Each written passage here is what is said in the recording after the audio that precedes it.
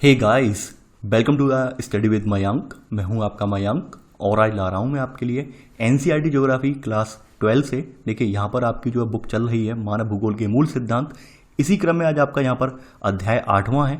परिवहन और संचार हम यहाँ पर जानेंगे परिवहन के कौन कौन से साधन हैं, तो उन सब साधनों पर हम चर्चा करेंगे। यहाँ पर देखिए चैप्टर ये थोड़ा लेंदी है और लेंदी होने के लिहाज से हमने इसे जो है 2 पार्ट में विभक्त कर दिया है यहाँ पर। तो यहाँ पर आज आप जो है इसका जो है पार्ट 1 कवर करेंगे। तो चलिए स्टार्ट करते हैं आज का वीडियो। देखते हैं मैं क्या क्या डिस्कस करना है यहाँ पर और क्या क्या नोट डाउन करना है। देखिए बात कर लेते हैं हम अब इस चैप्टर की। देखिए परिवहन और संचार की अवधारणा से आप पहले भी अवगत हैं, इससे पूर्ववर्ती अध्यायों में भी आपने इसके बारे में विस्तृत रूप में पढ़ भी लिया है। अब देखिए परिवहन और संचार के जो साधन हैं ये किसी भी देश की जो है कह सकते हैं हम एक आधारशिला होते हैं, यानी किसी भी देश को ऊपर ले जाने में, ऊंचाइयों में ले जाने में उसका एक अहम रोल होता है इन दोनों का। यानी कि अगर ये साधन जिस भी देश में ये साधन जो है अच्छे खासे हैं, ये साधन जो है बहुत बेटर हैं, वो देश उतना ही ज़्यादा उन्नति प्रगति से करता है। और जिन देशों में ये साधन जो है प्रॉपर वे में नहीं है, जिन देशों में साधनों की इनका अभाव है, तो वो देश जो है आज भी पिछड़े हुए हैं। तो आपके सामने कुछ एग्जाम्पल भी हैं, जैसे आप यूरोप के देशों के एग्जाम्पल देख सकते हैं, वहीं आप अफ्रीकी देशों के एग्जाम्पल लें। अफ्रीका परिवहन और संचार के मामले में बहुत पिछड़ा हुआ है, तो अफ्रीका की प्रगति आपके सामने भी ये रिजल्ट के रूप में आप देखते होंगे आप कि अफ्रीका में कितना ज़्यादा वहाँ पॉवर्टी है। वहीं यूरोप के देशों में देखते होंगे, यूरोप के देशों में संसाधनों तक पहुँच हो पाई है इन परिवहन के संचार के साधनों के जरिए, तो उन संसाधनों का और उन्नत विकास हुआ है, उन संसाधनों का अधिकतम दोहन हुआ है और अधिकतम दोहन करते हुए उनका जो है अधिकतम प्रयोग भी कर रहे हैं। तो परिवहन और संचार किसी भी देश के लिए उसकी एक आधारशिला होते हैं, किसी भी देश को आगे ले जाने में, यानी आगे उसका ले जाने में इनका एक अहम योगदान होता है। तो इसलिए हम परिवहन और संचार को यहाँ पर विस्तार पूर्वक इसकी यहाँ पर चर्चा करेंगे। यहाँ पर देखिए परिवहन, यहाँ पर अमूमन आप जानते हैं कि परिवहन क्या करता है कि परिवहन, संचार और व्यापार ये उत्पादन केंद्र और उपभोग केंद्र को जोड़ते हैं। यानी उत्पादन केंद्र से अभिप्राय यहाँ पर ये है कि जहाँ से कोई भी धातु, खनिज यानी या फिर जो भी कुछ निकल रहा है या फिर जो भी कुछ प्रोड्यूस हो रहा है या फिर यानी प्रोडक्टिविटी यहाँ पर कुछ भी हो रही है, उस स्थान से उस सामान को लेकर ये जहाँ पर इसका बाजार है, यानी जहाँ पर इसके खरीदार लोग हैं, वहाँ तक ये पहुँचाने का काम करते हैं। यानी आप लोग सभी लोग जानते होंगे कि हमारे देश में भी यही होता है कि कहीं कच्चा माल तैयार हो रहा है या कच्चा माल निकाला जा रहा है और उसे लेकर फैक्ट्रियों में प्रसंस्कृत करके आगे जो है मार्केट तक फॉरवर्ड किया जाता है, तो उसमें परिवहन के साधनों का अहम योगदान होता है। अब देखिए यहाँ पर वही बताया गया है इसमें कि प्रत्येक प्रदेश उन्हीं वस्तुओं का उत्पादन करता है जिसके लिए वहाँ आदर्श दशाएं उपलब्ध होती हैं। यानी ऑब्वियस सी बात है, हर प्रदेश में वही सब चीज़ें जो होंगी, यानी कि वही सब चीज़ें जो प्रोड्यूस की जाएंगी जहाँ पर उनके लिए एक आदर्श दशाएं होंगी, आदर्श सूटेबल कंडीशंस होंगी। यानी कि आप देख लीजिए कुछ देश जो हैं आपके लिए खनिज संसाधनों से धनी है, कुछ देश जो है प्रौद्योगिकी से धनी है। जैसे जापान के एग्जाम्पल है, जापान के पास खनिज संसाधन नहीं है लेकिन प्रौद्योगिकी बहुत ज़्यादा उच्च है, तो प्रौद्योगिकी का उसने जो है निर्यात करना स्टार्ट किया। यानी आप देख रहे होंगे तमाम गैजेट्स, टीवी वगैरह, कंप्यूटर वगैरह, लैपटॉप वगैरह, तमाम तरह के गैजेट्स हैं, तमाम तरह के इलेक्ट्रॉनिक आइटम है, उनका उसने जो उत्पादन करना स्टार्ट कर दिया है, तो वो उसे एक्सपोर्ट कर रहा है बाहर की तरफ। तो यहाँ पर वही बात बताई गई है कि प्रत्येक प्रदेश उन्हीं वस्तुओं का उत्पादन करता है जिसके लिए वहाँ पर आदर्श दशाएं होती हैं, और इन वस्तुओं का जो व्यापार और विनिमय होता है, यानी कि ये परिवहन और संचार पर निर्भर करता है। यानी मान लीजिए सपोज दैट, एक एग्जाम्पल लेते हैं कि मान लीजिए अगर भारत में कोई फैक्ट्री स्थापित है, मान लीजिए कोई स्टील का कारखाना लगा हुआ है जिसमें स्टील का उत्पादन हो रहा है, स्टील का निर्माण हो रहा है।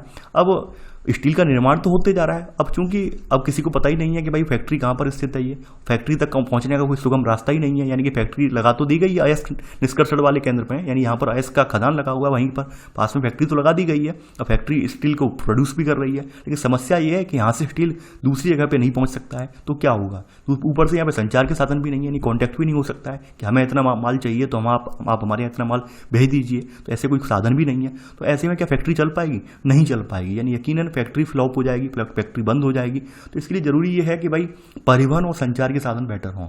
परिवहन यानी आप ट्रांसपोर्टेशन, कोई भी मोड हो सकता है ट्रांसपोर्टेशन का, आप जानते हैं, चाहे स्थलीय साधन हो, जल के साधन हो या फिर वायुमार्ग का साधन हो, कोई भी हो सकता है। संचार में आप जानते हैं कम्युनिकेशन में आज की डेट में इंटरनेट का अहम योगदान है। आप ये बात जानते हैं कि संचार के साधनों में अब टेलीफोन नहीं रहा, संचार के साधनों की अगर बात आती है तो इंटरनेट की बात आती है, क्योंकि ज़्यादातर जो है आपके माल की ढुलाई या माल का जो खरीद बिक्री होती है वो इंटरनेट के माध्यम से होती है। तो इंटरनेट का प्रयोग यहाँ पर, इंटरनेट की पहुँच भी यहाँ पर महत्वपूर्ण है। अब देखिए यहाँ पर कहा जाए, अगर शुरुआती अवस्था में अगर हम देखें यहाँ पर, तो प्रारंभिक अवस्था में यहाँ पर जो परिवहन और संचार जो था ये एक ही साधन के रूप में थे। यानी आप लोग जानते होंगे शुरुआत की अवस्था में टेक्नोलॉजी हमारी इतनी ज़्यादा सुदृढ़ नहीं थी, टेक्नोलॉजी बहुत ज़्यादा हमारी स्ट्रॉन्ग नहीं थी, टेक्नोलॉजी डेवलप भी नहीं थी। तो हम लोग ऑब्वियसली बात है संचार के साधनों के लिए, संचार के जो हमारे साधन थे वो पूरी तरह से परिवहन पर डिपेंड थे। यानी अगर आपने देखा होगा आज से अगर आप 25 ईयर बैक जाएं, 25 साल पीछे जाएं, तो आप ये पाएंगे कि तमाम जो चिट्ठी वगैरह होती थी, तमाम जो पोस्ट कार्ड वगैरह होते थे, उन्हें पहुंचाने के लिए जो वायुयान सेवा वगैरह चलती थी, आपकी रेल सेवा से पहुंचाए जाते थे, यानी डाक सेवा के जरिए पहुंचाए जाते थे। तो कहीं ना कहीं हम परिवहन पर डिपेंड थे पूरी तरह से। लेकिन जैसे जैसे प्रौद्योगिकी का विकास हुआ, जैसे जैसे आपने देखा होगा इलेक्ट्रॉनिक क्षेत्र में क्रांति आई, वैसे वैसे नई नई तकनीक विकसित हुई और आज आपके सामने इंटरनेट का युग है। यानी आप आज इंटरनेट से ही बहुत सारे क्रियाकलाप कर सकते हैं। तो अब हम जो है कहीं ना कहीं हमारी संचार के साधन जो है, कम्युनिकेशन के साधन जो है, अब परिवहन पर डिपेंड नहीं है। नहीं, किसी टाइम पे तो हम डिपेंड थे कि भाई हमारा कोई मान लीजिए कोई हमें खत भेजना है या कोई हमें जो है मान लीजिए कोई ऑर्डर के लिए लिखित एक आदेश भेजना है, ऑर्डर के लिए लिखित एक लेटर भेजना है किसी कंपनी के लिए, तो हमें पूरी तरह से डिपेंड किस पे था, हम परिवहन पर था। यानी हमारा कोई आदमी वहां पर जाएगा या बस से, रेलगाड़ी से या वायुयान से, वो वहां पर उस ऑर्डर की प्रति वहां पर दिखाएगा, तब हमारे लिए वो ऑर्डर के जरिए माल आएगा। पहले से पूरी तरह से हम इसी पर डिपेंड थे। लेकिन आज के टाइम पर नहीं है, आज इंटरनेट का युग है, इंटरनेट से ऑर्डर दे रहे हैं, हमारा जो ट्रांजेक्शन है वो भी नेट के माध्यम से हो जा रहा है और कहीं ना कहीं हम परिवहन और संचार आज स्वतंत्र हो चुके हैं। तो इसीलिए यहाँ पर जरूरी है कि भाई सुस्पष्ट और विशेषीकृत स्वरूप से इन्हें प्राप्त कर लिया है, तो आज हमारे लिए जरूरी हो जाता है कि हम भी इनका पृथक रूप में अध्ययन करें।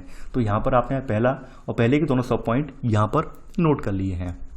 आगे बढ़ते हैं। देखिए परिवहन में आप सब लोग जानते हैं परिवहन में कौन कौन से साधन आते हैं। मैंने बताया था स्थल में आपके यहाँ पर दो तरह के आ जाते हैं साधन। स्थल में आपके कौन कौन से आ जाते हैं, एक तो सड़क वाला आ जाता है और दूसरा आ जाता है रेल यातायात। ठीक है, यानी कि जो रेलवे है या रेल गाड़ी है, आम तौर पर हम रेलगाड़ी कहते हैं। ठीक है, जिसे हम लौह पथ गामिनी भी कहते हैं हिंदी में, आपने सुना होगा नाम लौह पथ गामिनी।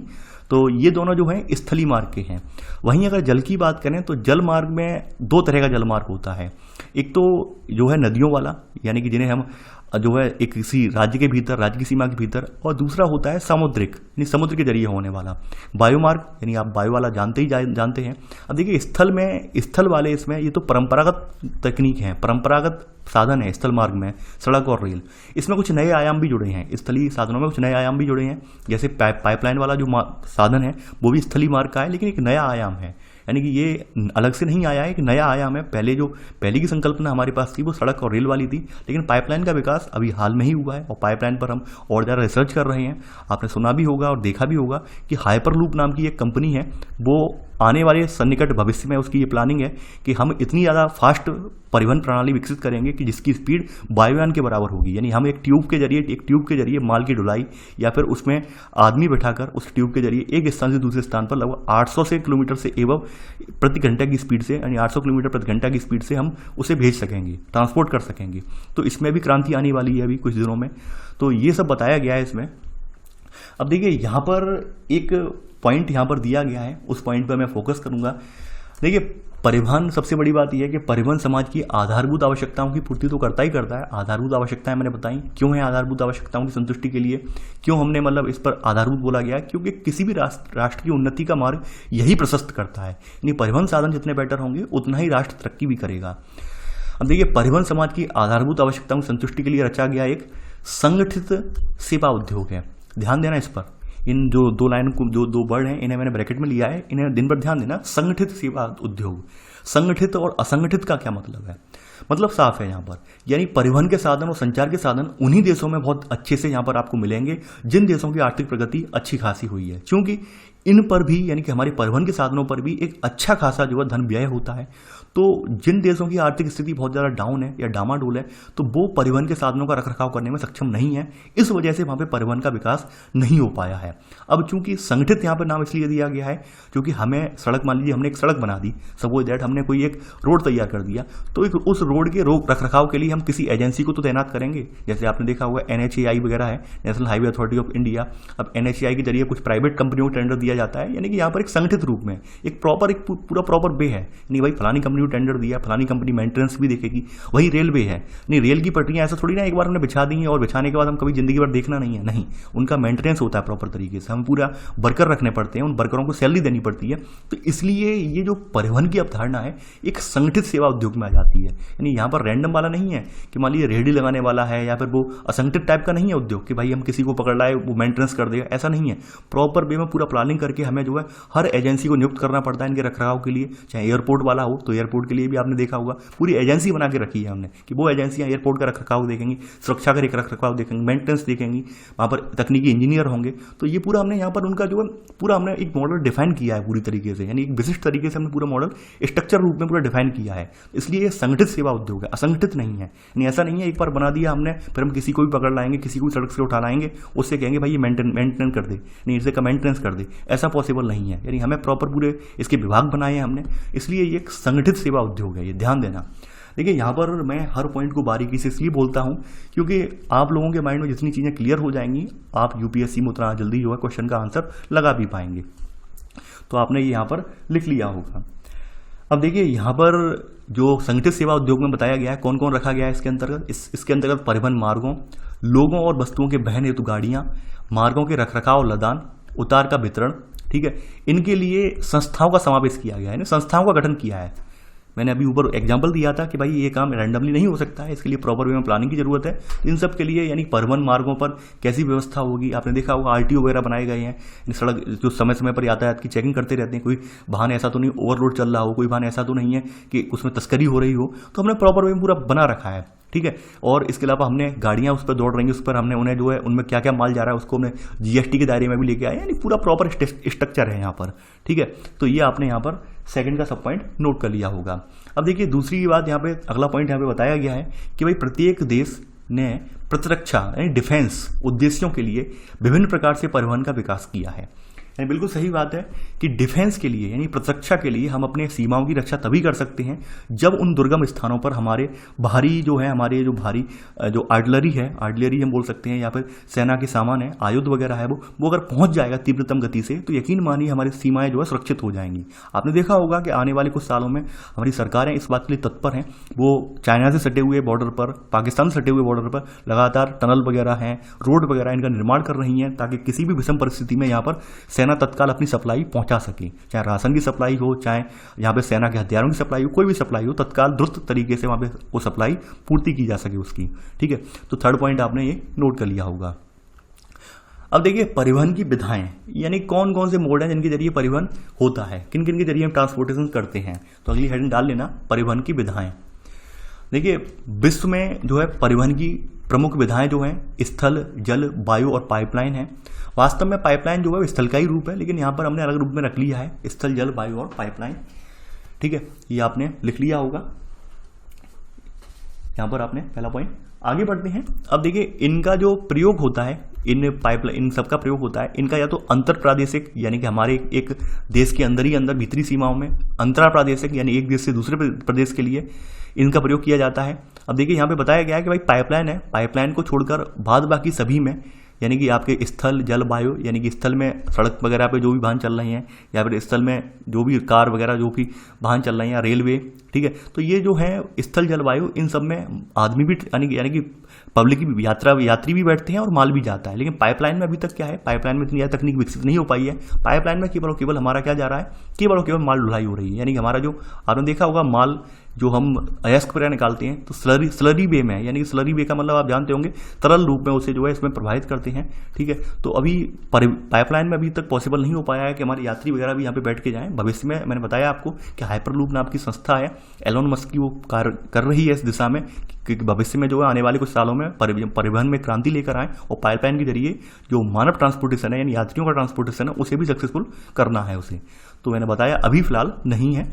तो यहाँ पर आपने पहले का सब पॉइंट नोट कर लिया होगा। अब देखिए यहाँ पर कुछ पॉइंट लिखे हैं, उन्हें लिखना नहीं है, समझ लेते हैं।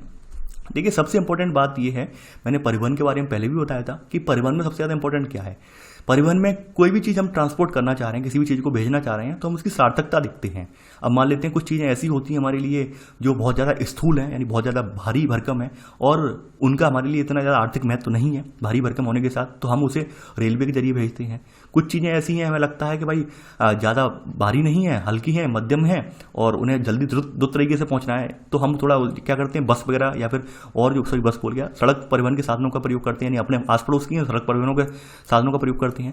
भाई कुछ हमारा माल ऐसा है, मान लीजिए बहुत उच्च मूल्य वाला है, उच्च लागत वाला माल है, हमें लगता है कि भाई तीव्र गति से पहुंचना चाहिए, बिना किसी क्षति के पहुंचना चाहिए, तो हम उसके लिए क्या करते हैं, एरोप्लेन वगैरह का यूज करते हैं। ये डिपेंड हमारे किस पर करता है, हमारे माल पर, हमारा सामान क्या है, यानी उसकी पर हमारी जो है यहाँ पर उस परिवहन की लागत डिपेंड करती है, हमारा सामान क्या भेज रहे हैं। अब मान लीजिए कोयला है, अब कोयले को तो एरोप्लेन से नहीं भेज सकते हैं ना, तो ये सब चीज़ें डिपेंड करती हैं हम क्या भेज रहे हैं, क्या हम सामग्री सेंड कर रहे हैं, उस पर ज़्यादा डिपेंड करती हैं। तो उसी अकॉर्डिंग अपना अपना जो है यहाँ पर रूट यहाँ पर चूज करते हैं, हम अपना कौन सा मोड हमें तय करना है, किस हमें साधन का उपयोग करना है अपना माल ढुलाई करने के लिए।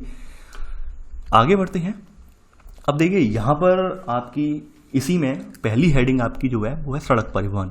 देखिए मैं आपसे फिर से बोल रहा हूँ, आपको डिफरेंट कलर के पेन यूज करने हैं और सड़क परिवहन की जगह आप यहाँ पर हेडिंग डालेंगे स्थल परिवहन। ठीक है, सड़क परिवहन की जगह यहाँ पर हेडिंग आपकी जो पड़ेगी वो स्थल परिवहन पड़ेगी। ठीक है, सड़क परिवहन मत डालना, क्योंकि शुरुआत में स्थल की अवधारणा से अवगत होंगे, स्थल परिवहन का विकास कैसे कैसे हुआ है। देखिए यहाँ पर स्थल परिवहन के बारे में आपको एक बात और मैं यहाँ पे थोड़ा बताऊंगा, थोड़ा गाइडेंस और देना चाहूँगा। यहाँ पर जो चैप्टर है, चैप्टर में जो भाषा लिखवाई गई है और वो भाषा मैंने भी मानक रूप में यहाँ पे लिखवाई है, इन दोनों में समानता क्या है? इन दोनों में समानता ये है कि काफ़ी बार आप लोग मुझसे क्वेश्चन पूछते हैं कि सर मेंस एग्जाम में कैसे आंसर लिखा जाता है। तो मेंस एग्जाम में कोई आंसर लिखने के लिए उसका स्टार्टिंग टू एंड हमें पूरा एक्सप्लेन करना पड़ता है कि भाई ये चीज़ स्टार्ट हुई है तो कहाँ से स्टार्ट हुई है, और एंड में अभी पीक पर पहुंची है, यानी अभी वर्तमान में चल रही है तो कहाँ पर चल रही है। तो हम मेंस एग्जाम में हमेशा इसी लहजे में लिखते हैं, कभी रैंडम लहजे में नहीं लिखते हैं। तो यहाँ पर भी जो भी मैं नोट्स सुनवाता हूँ, उन नोट्स में सबसे बड़ा ध्यान में इसी बात का रखता हूँ कि जो तारतम्यता है, यानी जो आप देख रहे हैं प्रॉपर वे में, वो टूटे ना।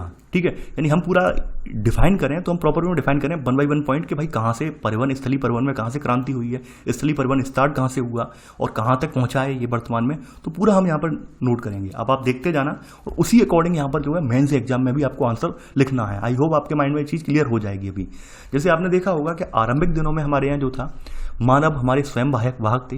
मानव स्वयं वाहक का मतलब ये था कि शुरुआत में पहिए का आविष्कार हुआ नहीं था, तो पहिए का आविष्कार नहीं हुआ था तो कुछ भी लाना ले जाना होता था तो मानव खुद ले जाता था। तो शुरुआत के दिनों में परिवहन में मानव खुद वाहक थे। ठीक है, पहला पॉइंट आपने ये नोट कर लिया होगा।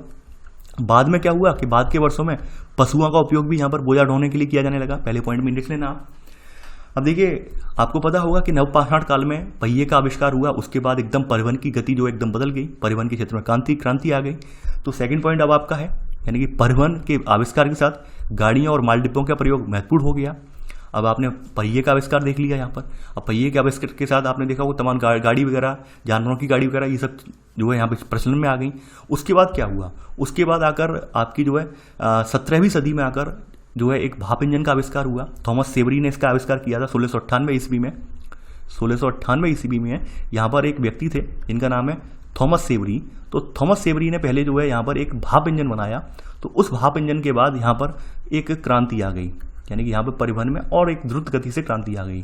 तो यहाँ पर थर्ड पॉइंट आप लिखेंगे कि परिवहन में क्रांति 18वीं शताब्दी में, 18वीं शताब्दी उन्होंने लिखा है। 18वीं का मतलब ये है कि जेम्स वॉट वगैरह ने जो इंजन बनाए थे, इंजन को और रिफाइन किया था, वो टाइम कैलकुलेट कर लिया है, लेकिन वास्तविकता में 1698 ईस्वी में सबसे पहले थॉमस सेवरी ने इंजन बनाया था। ठीक है, तो ये आप भाषा ये वाली लिख लेना और ब्रैकेट में लिख लेना, थॉमस सेवरी ने सबसे पहला इंजन तैयार किया था, भाप इंजन।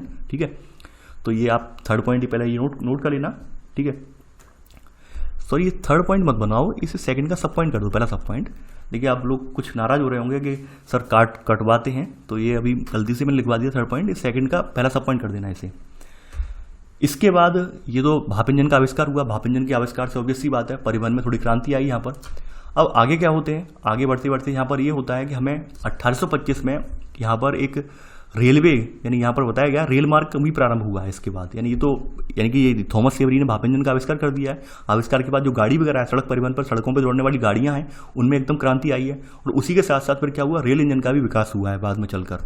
तो वो बताया गया है यहाँ पर कि यहाँ पर अगला पॉइंट, यहाँ पर सेकंड सब पॉइंट नोट करेंगे यहाँ पर कि प्रथम सार्वजनिक रेल मार्ग 1885 में उत्तरी इंग्लैंड के स्टॉकटन और डार्लिंगटन स्थानों के मध्य प्रारंभ हुआ। ठीक है, यानी ये पूरी तरह से भाप इंजन आधारित था रेल मार्ग, तो जिसमें यात्रियों के लिए सबसे पहले यही मार्ग स्टार्ट हुआ था। तो ये लिख लेना आप। तो देखिए यहाँ पर एक क्रम है पूरा, आप ये महसूस कर रहे होंगे, देख रहे होंगे कि सर जो मैं जो लिखवा रहा हूँ क्रम है उसका। अब देखिए भाप इंजन के बाद भाप इंजन जो थे वो बहिर्दहन इंजन थे, यानी इनमें जो आग का प्रज्वलन हो रहा था, वो बाहर हो रहा था और बाहर से जो है यहाँ पर ये इंजन चल रहे थे, ये बहिर्दहन इंजन थे। अब बाद में जो विकास हुआ है वो अंतर्दहन इंजन का हुआ है। अंतर्दहन और बहिर्दहन में अंतर क्या है वो मैं बता दे रहा हूँ। साइंस के स्टूडेंट होंगे, जानते होंगे। देखिए अंतर्दहन में आप जो आपके आजकल की मोटरसाइकिल हैं, जो आजकल आपकी मोटरसाइकिल हैं या आजकल जो भी वाहन देख रहे हैं, उनमें आपने सुना होगा कि अंदर एक जो है बोर होता है या सिलेंडर होता है, जैसे हम सिलेंडर या फिर हम आम भाषा में हिंदी में बोर कहते हैं, सिलेंडर होता है। तो सिलेंडर के अंदर एक पिस्टन लगी होती है, ठीक है। सिलेंडर के भीतर, यानी ये एक मान लीजिए इस तरह से बना के डायग्राम बना के दिखा दे रहा हूँ कि ये इस तरह का एक सिलेंडर होता है अंदर, ठीक है। यहाँ पर एक पिस्टन लगी होती है यहाँ पर, ठीक है। ये पिस्टन एक कार्यरत होती है और पिस्टन जो होती है नीचे जाकर ये व्हील से, इसका जो मैकेनिज्म है उससे कनेक्ट होती है, ठीक है। ये अप डाउन होती रहती है। यानी कि यहाँ पर क्या होता है कि दो नोजल आके खुलते हैं, ठीक है। एक के जरिए जो है यहाँ पर अत्यधिक दाब के साथ, यहाँ पर डीजल इंजन या जो भी इंजन हो, अत्यधिक दाब के साथ यहाँ पर जो है जो फ्यूल है उसे वायु में परिवर्तित कर दिया जाता है और अत्यधिक दाब में होने की वजह से वो फ्यूल जो है उसमें अपने आप आग लग जाती है, प्रस्फुटन हो जाता है। तो जो प्रस्फुटन हो रहा है, अंदर आग लग रही है, जिसकी वजह से पिस्टन की अप डाउन हो रही है पिस्टन ये, तो इसे अंतर्दहन बोला जाता है। यानी कि यहाँ पर पहले क्या था, जो बहिर्दहन में क्या था कि भाप इंजन में पहले हम बाहर आग जला रहे थे, तो बाहर आग जला के हम क्या कर रहे थे, किसी चीज को गर्म कर रहे थे, गर्म होने के बाद वो फिर भाप बना रही थी। अब ऐसा नहीं है, अब इंजन के अंदर ही आग जल रही है, इंजन के अंदर ही जो फ्यूल बर्न हो रहा है वो इंजन के अंदर बर्न हो रहा है। आपने देखा होगा बाइक का इंजन भी स्टार्ट करना आप महसूस करेंगे, जो फ्यूल बर्न होता है वो बाइक के अंदर ही होता है, बाइक के बाहर नहीं होता है। आपको आंखों से नहीं दिखेगा आग जल रही है, लेकिन इंजन के अंदर ही फ्यूल बर्न होता है। तो इसे अंतर्दहन इंजन कहते हैं हम, ठीक है। इसे हम अंतर्दहन इंजन हम कहते हैं। तो देखिए अब आप समझ गए होंगे कि फिर बाद में अंतर्दहन इंजन आए तो इसमें और क्रांति आई। तो यहाँ पे थर्ड पॉइंट आप लिखेंगे इसमें, थर्ड पॉइंट, अंतर्दहन इंजन के आविष्कार ने सड़कों की गुणवत्ता और उन पर चलने वाले वाहनों के संदर्भ में सड़क परिवहन में क्रांति ला दी। ये आपने नोट कर लिया होगा। अब देखिए स्थल परिवहन के जो नवीनतम रूप हैं, ओल्ड वाले रूप तो आपको पता है कौन कौन से हैं, रोड हैं और रेलवेज हैं ओल्ड वाले में, ठीक है। यानी ओल्ड वाले में तो आपको पता है रोड है और रेलवेज हैं सड़क परिवहन के स्थल रूप में, स्थल परिवहन के जो है रूपों में। अब नवीन में कौन कौन से हैं, तो नवीन में यहाँ पर दो हैं। चौथा पॉइंट लिख लेना, स्थल परिवहन के अंतर्गत नवीन विकास के रूप में पाइपलाइन है और राजमार्ग हैं, हाईवेज वगैरह हैं। इसके अलावा तार मार्ग हैं। तार मार्ग का मतलब है रोपवे। आप अगर उत्तराखंड वगैरह जाएं, ठीक है, या पहाड़ी हिल स्टेशन वगैरह पे जाएं तो वहां पर देखते होंगे रस्सियों पर चलते हैं, मतलब रस्सियों पर जो है गाड़ियां टाइप चलती हैं जिसमें आदमी बैठे होते हैं, तो उसे रोपवे बोला जाता है।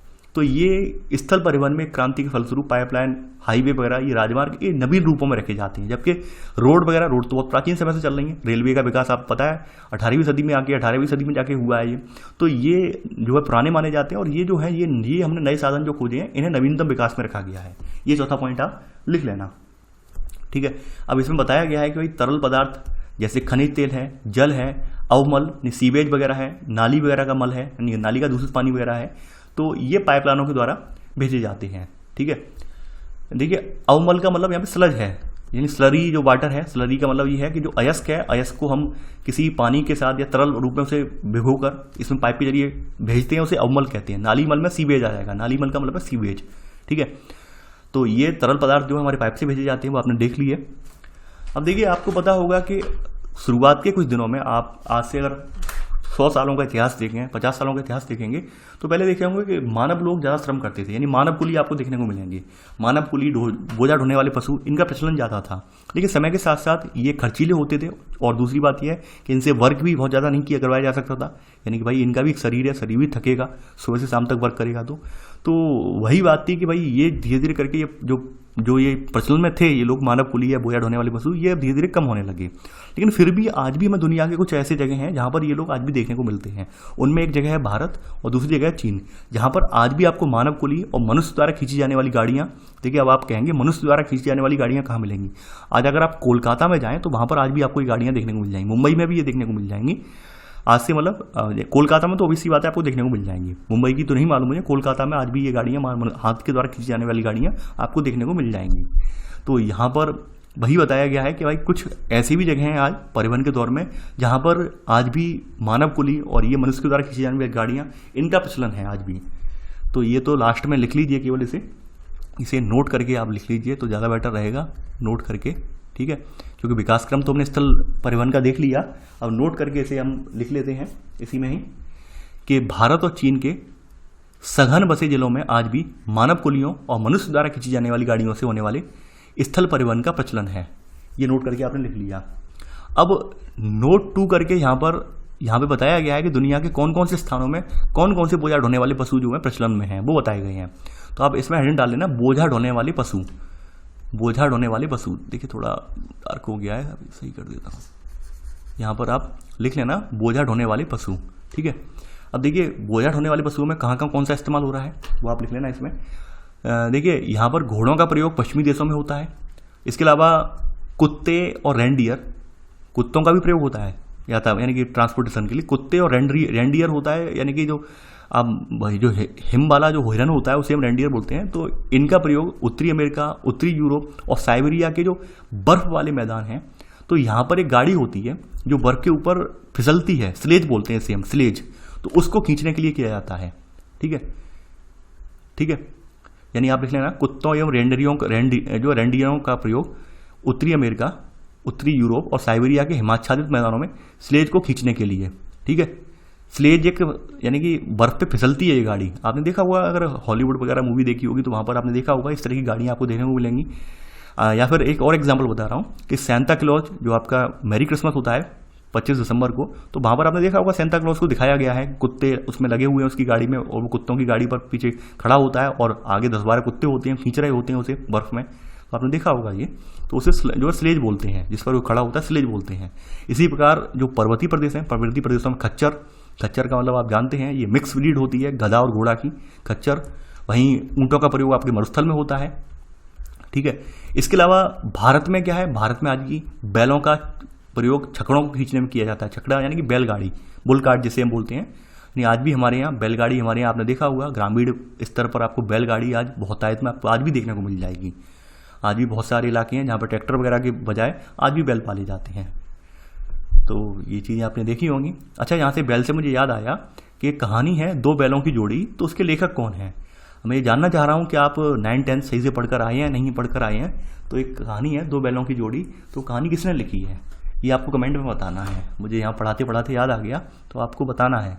काफ़ी फेमस कहानी है, नहीं पढ़ी है तो जाके पढ़ना, प्रेरणा मिलेगी आपको। आगे बढ़ते हैं अब यहाँ पर। अब देखिए यहाँ पर हमने स्थल परिवहन हमने कवर कर लिया। अब स्थल परिवहन में जो रूप हैं वो हम देखेंगे। स्थल परिवहन में आपका पहला रूप आपका जो है सड़कें हैं, यानी हम पहला सब पॉइंट डाल दे रहे हैं इसे सड़कें। तो सड़क परिवहन का महत्व तो आप जानते हैं, ये छोटी दूरियों के लिए पर्याप्त महत्व है इनका, यानी छोटी दूरियों के लिए सड़क परिवहन आपके लिए बहुत ही ज़्यादा उत्कृष्ट है। दूसरी बात यह है कि रेलवे और परिवहन में अंतर ये है कि रेलवे के जरिए हम जो है एक नियत स्थान पर स्टेशन बना सकते हैं। ऐसा थोड़ी ना कि भाई रेलवे आपके घर पे ही पहुंच जाएगी, मेरे घर पे ही पहुंच जाएगी, हर जगह उसका स्टॉपेज होगा, उसका एक नियत स्टॉपेज होता है, यानी एक नियत हम स्टेशन बना देते हैं, वहीं पर रेलवे रुकेगी। जबकि सड़क के जरिए क्या है, सड़क के जरिए हम गाँव घर डोर टू डोर कनेक्ट हो सकते हैं, जबकि रेलवे के जरिए हम एक नियत स्थान पर उतरेंगे, वहाँ से हम जाएंगे। तो यही अंतर है, यही अंतर है सड़क में और रेलवे में। काफ़ी बार आप में से पूछा भी गया है, तो यही अंतर है। तो यहाँ पर आप लिख लेना, छोटी दूरियों के लिए सड़क परिवहन रेल परिवहन की अपेक्षा आर्थिक दृष्टि से लाभदायक होता है, क्योंकि इसके द्वारा घर घर तक वस्तुओं को पहुँचाया जा सकता है, डोर टू डोर वस्तुओं को हम पहुँचा सकते हैं। अब देखिए इसमें कच्ची सड़कें और पक्की सड़कें होती हैं। कच्ची सड़कें लिख लेते हैं केवल, पक्की सड़कें आप जानते ही हैं। पक्की सड़कें भी ज़्यादा पानी वगैरह में, बहाव वगैरह में कट जाती हैं, लेकिन पक्की सड़कें फिर भी चलती हैं, टिकाऊ होती हैं। कच्ची सड़कें जो होती हैं वो निर्माण की दृष्टि से सरल होती हैं और सभी ऋतुओं में ये प्रभावी और प्रयोग योग्य नहीं होती हैं। ये पहले का सब पॉइंट आप नोट कर लेना। आगे बढ़ते हैं।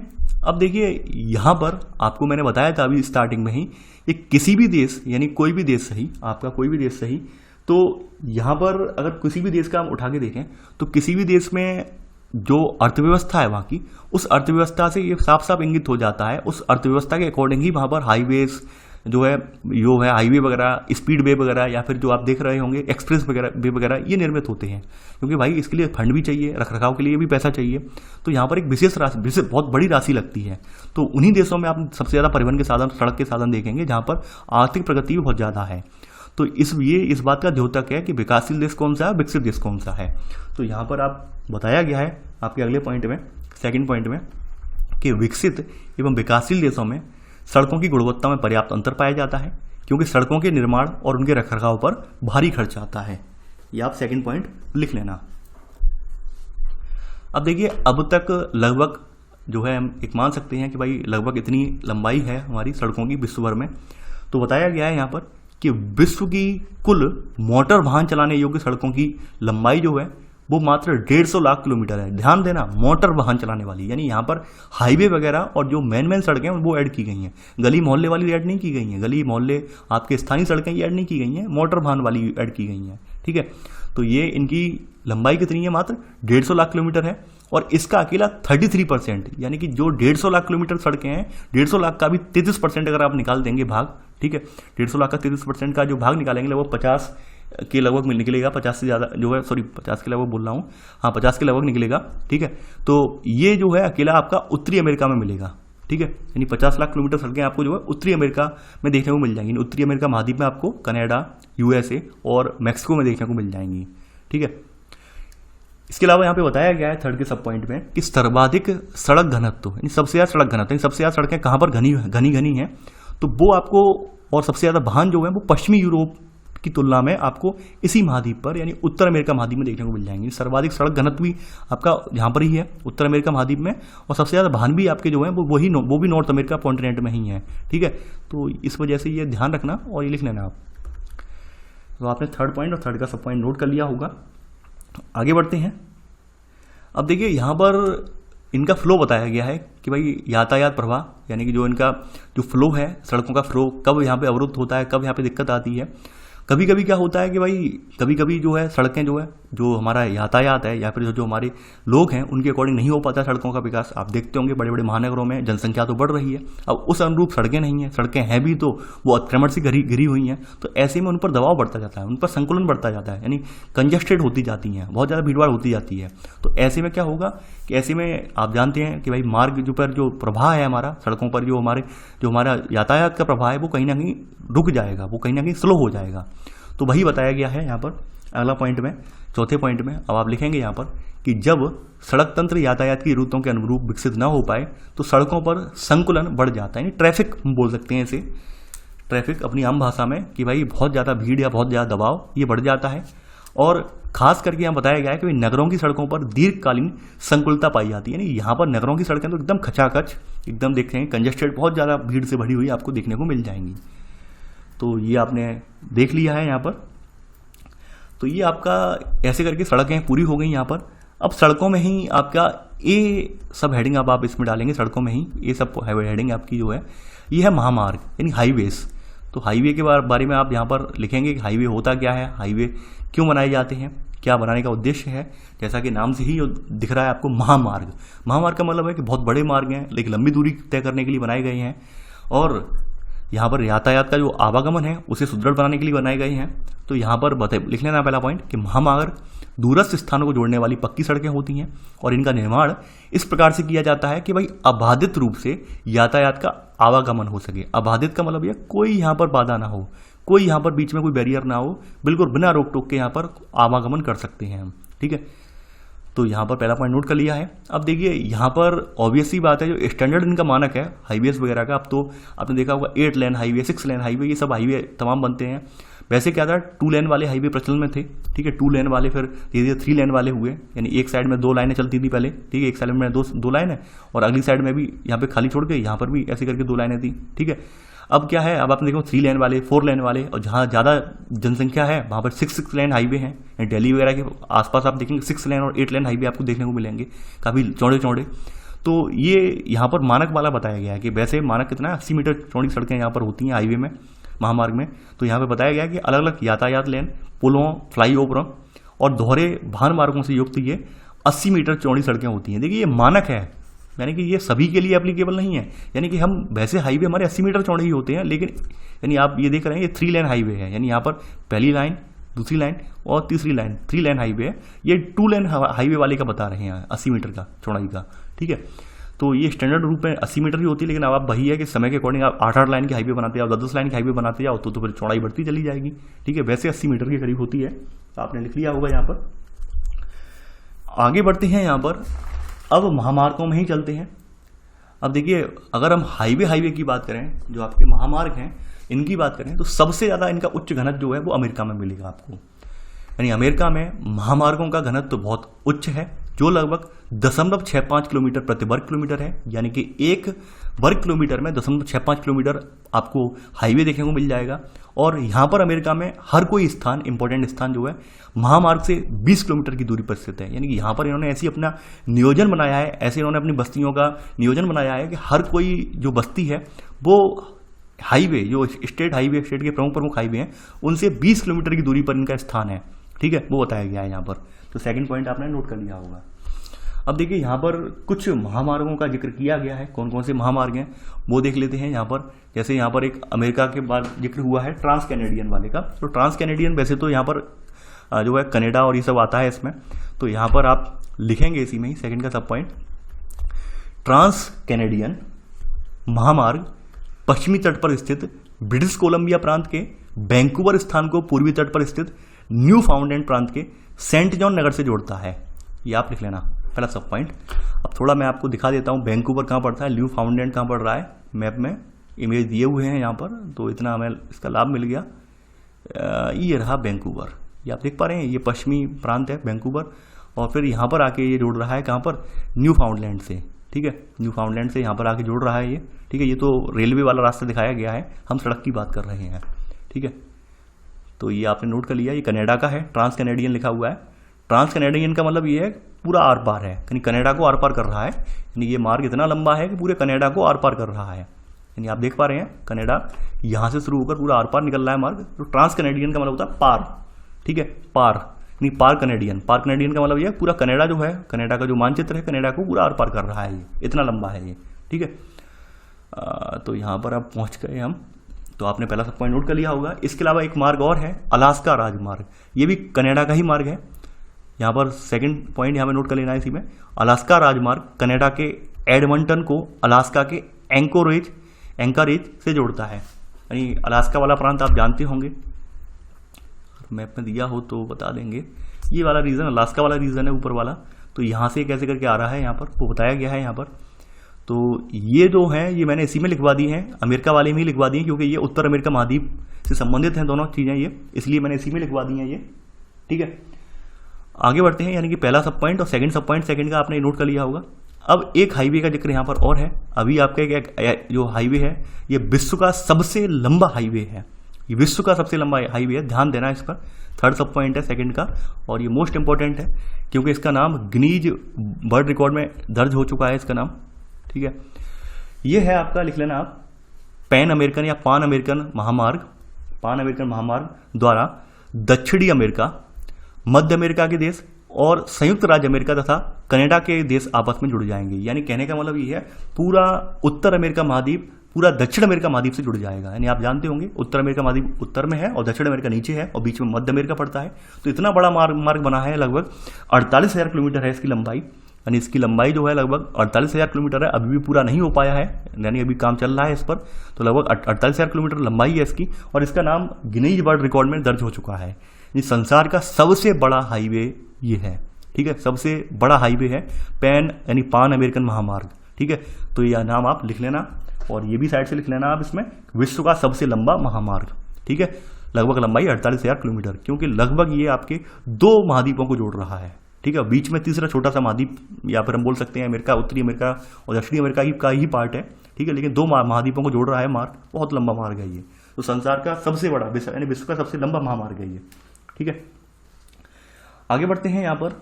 अब देखिए, ये तो आपकी कौन से बात की हो गई, ये आपकी बात हो गई अमेरिका महाद्वीपों की, यानी उत्तर अमेरिका और दक्षिणी अमेरिका महाद्वीपों की बात हो गई।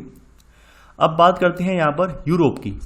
अगर देखिए यूरोप की बात करें तो आपको पता है यूरोप की बसावट बहुत सघन है, यूरोप में बहुत ज़्यादा जनसंख्या है। तो यूरोप में वाहनों की बहुत विशाल संख्या है, और महामार्गों का यहाँ पर एक सुविकसित जाल बनाया गया है इन्होंने। सुविकसित का मतलब प्रॉपर प्लानिंग के साथ बनाया है यहाँ पर। तो थर्ड पॉइंट आपने नोट कर लिया होगा। अब बात करते हैं रशिया की, रूस का। देखिए, आपको पता होगा कि रूस एक ऐसा देश है जो 2 महाद्वीपों में स्थित है, यानी एशिया में भी है और यूरोप में भी है। यूराल के पूर्व वाला हिस्सा जो है वो हिस्सा पड़ता है एशिया में, और यूराल के पश्चिम वाला हिस्सा जो पड़ता है वो पड़ता है आपका यूरोप में।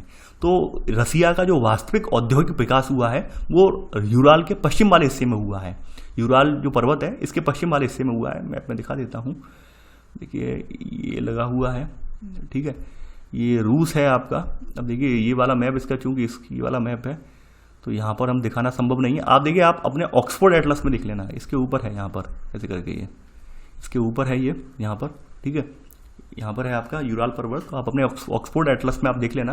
देखिए कुछ अभ्यर्थी पूछ रहे थे सर ऑक्सफोर्ड एटलस किस में लेना है। ऑक्सफोर्ड एटलस हिंदी और इंग्लिश दोनों वर्जन में आता है, तो आप लोग हिंदी के अभ्यर्थी हैं तो हिंदी वर्जन में ले लेना ऑक्सफोर्ड एटलस, ठीक है। तो आपके लिए बहुत ज़्यादा नितांत आवश्यक है, यानी कि अगर ज्योग्राफी अगर आप पढ़ रहे हैं और वो भी यूपीएससी लेवल की ज्योग्राफी पढ़ रहे हैं तो फिर तो आपको ऑक्सफोर्ड एटलस लेना ही लेना पड़ेगा, क्योंकि वहाँ पर हर महाद्वीप का जिक्र आपको विस्तृत वे में मिल जाएगा, हर स्थान का जिक्र मिल जाएगा वहाँ पर।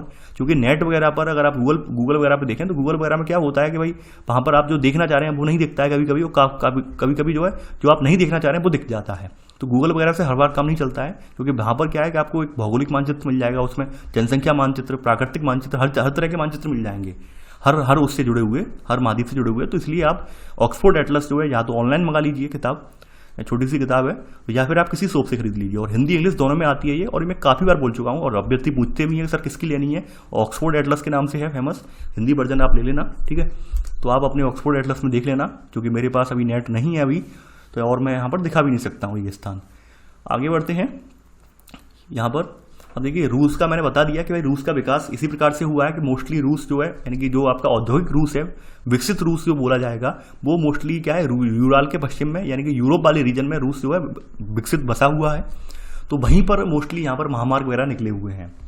तो आप चौथा पॉइंट लिखेंगे कि रूस में यूराल के पश्चिम में स्थित औद्योगिक प्रदेश में महामार्गों के अत्यधिक सघन जाल का विकास हुआ है।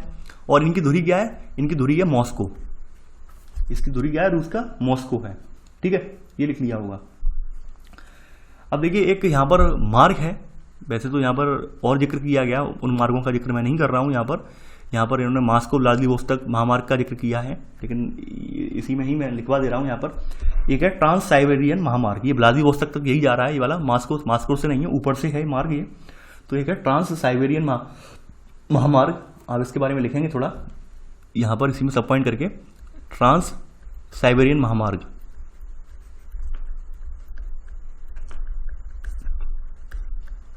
ठीक है, साइबेरियन महामार्ग, इसके बारे में थोड़ा बता देते हैं। देखिए ये ट्रांस साइबेरियन महामार्ग एक जगह है सेंट पीटर्सबर्ग रसिया में, नाम लिख दे रहा हूं मैं, जिसे हम लेनिनग्राद के नाम से भी जानते हैं, ठीक है। तो ये यहां से स्टार्ट होकर व्लादिवोस्तोक तक जाता है, यानी आप लिख लेना ट्रांस साइबेरियन महामार्ग सेंट पीटर्सबर्ग, जिसे लेनिनग्राद ब्रैकेट में लेनिनग्राद से व्लादिवोस्तोक तक जाता है। और ये विश्व का तीसरा सबसे लंबा महामार्ग है, यानी विश्व का कौन से, विश्व का थर्ड लार्जेस्ट, तीसरा वाला, ठीक है, तीसरा सबसे लंबा महामार्ग है। इसकी लंबाई जो है, लंबाई बता दे रहा हूं, लगभग 11,000 किलोमीटर, ठीक है, 11,000 किलोमीटर इसकी लंबाई है। तो ये आपने देख लिया होगा, ये वाला जो महामार्ग बताया गया है मॉस्को व्लादिवोस्तोक, ये पूरा बता दिया मैंने। ये ट्रांस साइबेरियन महामार्ग है, यानी ये भी आर पार है, पूरा रसिया के आर पार है, इसलिए ट्रांस लिखा हुआ है, ठीक है। तो ये सेंट पीटर्सबर्ग से स्टार्ट होता है और कहाँ तक, व्लादिवोस्तोक तक जाता है ये, और विश्व का तीसरा सबसे लंबा महामार्ग है, ठीक है। अब देखिए रसिया का क्षेत्रफल बहुत ज़्यादा है, क्षेत्रफल की दृष्टि से रसिया का स्थान बहुत बड़ा है। तो रसिया में यहाँ पर हाईवे वगैरह इतने प्रचलन में नहीं है, यहाँ पर रेलवे ही सक्सेसफुल है, क्योंकि माल की आवाजाही के लिए, माल ढुलाई के लिए रेलवे का ही प्रयोग यहाँ पर सस्ता पड़ता है। तो यहाँ लिख लेना सब पॉइंट। अत्यधिक विस्तृत भौगोलिक क्षेत्रफल के कारण रूस में महामार्ग इतने महत्वपूर्ण नहीं है जितने रेल मार्ग, ठीक है, यानी रूस में रेल मार्ग को ज़्यादा प्रायोरिटी दी जाती है, क्योंकि क्षेत्रफल बहुत बड़ा है, तो रेल मार्ग ही यहाँ पे सक्सेसफुल है, ठीक है। ये आपने लिख लिया होगा चौथे का सब पॉइंट। अब देखिए चीन की बात कर लेते हैं, चीन में कौन कौन से महामार्ग हैं और कौन कौन से फेमस हैं। देखिए चीन में महामार्ग प्रमुख नगरों को जोड़ते हुए देश में क्रिस क्रॉस करते हैं। देखिए भाई इसकी हिंदी नहीं है, ये अंग्रेजी का ही शब्द है, क्रिस क्रॉस। क्रिस क्रॉस का मतलब ये है, आपने देखा होगा इमेज वगैरह में कि एक हाईवे नहीं, तमाम हाईवे होते हैं, एक हाईवे जा रहा है, एक हाईवे के ऊपर ये हाईवे है, एक हाईवे के ऊपर ये ओवरलैप हो रहा है, यानी कि पूरा बहुत बड़ा जाल बना होता है, मकड़ जाल टाइप देखते होंगे चाइना के, जब भी आप हाईवे का जिक्र आता होगा कि एक हाईवे यहाँ से जा रहा है, उसके ऊपर एक और हाईवे ऐसे ओवरलैप जा रहा है, इसके ऊपर एक और ऐसे हाईवे निकल रहा है। तो ऐसे करके हाईवे तमाम एक दूसरे के ऊपर जा रहे हैं और पूरा ट्रैफिक पूरा कंट्रोल हो रहा है उनके जरिए, यानी काफ़ी सारी कई मंजिला इमारतों की जितनी ऊंचाई की सड़कें हैं चाइना में, तो ये क्रिस क्रॉस मॉडल बोलते हैं, क्रिस क्रॉस, ठीक है। देखिए इसकी हिंदी नहीं है आपको, इसीलिए यहाँ पर राइटर ने भी इसे क्रिस क्रॉस लिख दिया है। अंग्रेजी में अगर आप इसे सर्च करेंगे क्रिस क्रॉस तो आपको देखने को मिल जाएगा क्रिस क्रॉस हाईवेज। ठीक है, गूगल पे आप सर्च करना क्रिस क्रॉस हाईवे और आपको इमेज दिख जाएगी। ठीक है, तो ये क्रिस क्रॉस हाईवे जो है इसी तरह के होते हैं, बहुत सारे हाईवेयों का जाल है, तो ये इस तरह के चाइना में पाए जाते हैं। ये आपने लिख लिया होगा। 5वां पॉइंट, इसी में सब पॉइंट। अब देखिए ये कहाँ से कहाँ तक, ये सांसो यानी वियतनाम सीमा के समीप, संघाई मध्य चीन और ग्वांगजाओ दक्षिण और बीजिंग उत्तर को परस्पर ये जोड़ते हैं। इसी में सब पॉइंट। इसके अलावा एक इन्होंने नवीन महामार्ग निकाला है, तिब्बत क्षेत्र से होता हुआ चेगडू को ल्हासा से जोड़ता है। ल्हासा को फॉरबिडन सिटी भी कहा जाता है, आपको पता होगा, शायद इतिहास में पढ़ा होगा आपने। तो एक नवीन महामार्ग कहाँ से, तिब्बती क्षेत्र को जो है चेगडू को ल्हासा से जोड़ता है। अब बात कर लेते हैं भारत की। देखिए भारत में जो सबसे लंबा हाईवे हमारा है वो NH7 है। अब देखिए यहाँ पर थोड़ा अपवाद है। अपवाद ये है कि NH7 जो है एक सिंगल जो है एक, यानी कि आप समझ रहे हैं एकल, यानी कि एक हाईवे सीधा वाराणसी से लेकर कन्याकुमारी तक बना हुआ एकल हाईवे है सबसे लंबा।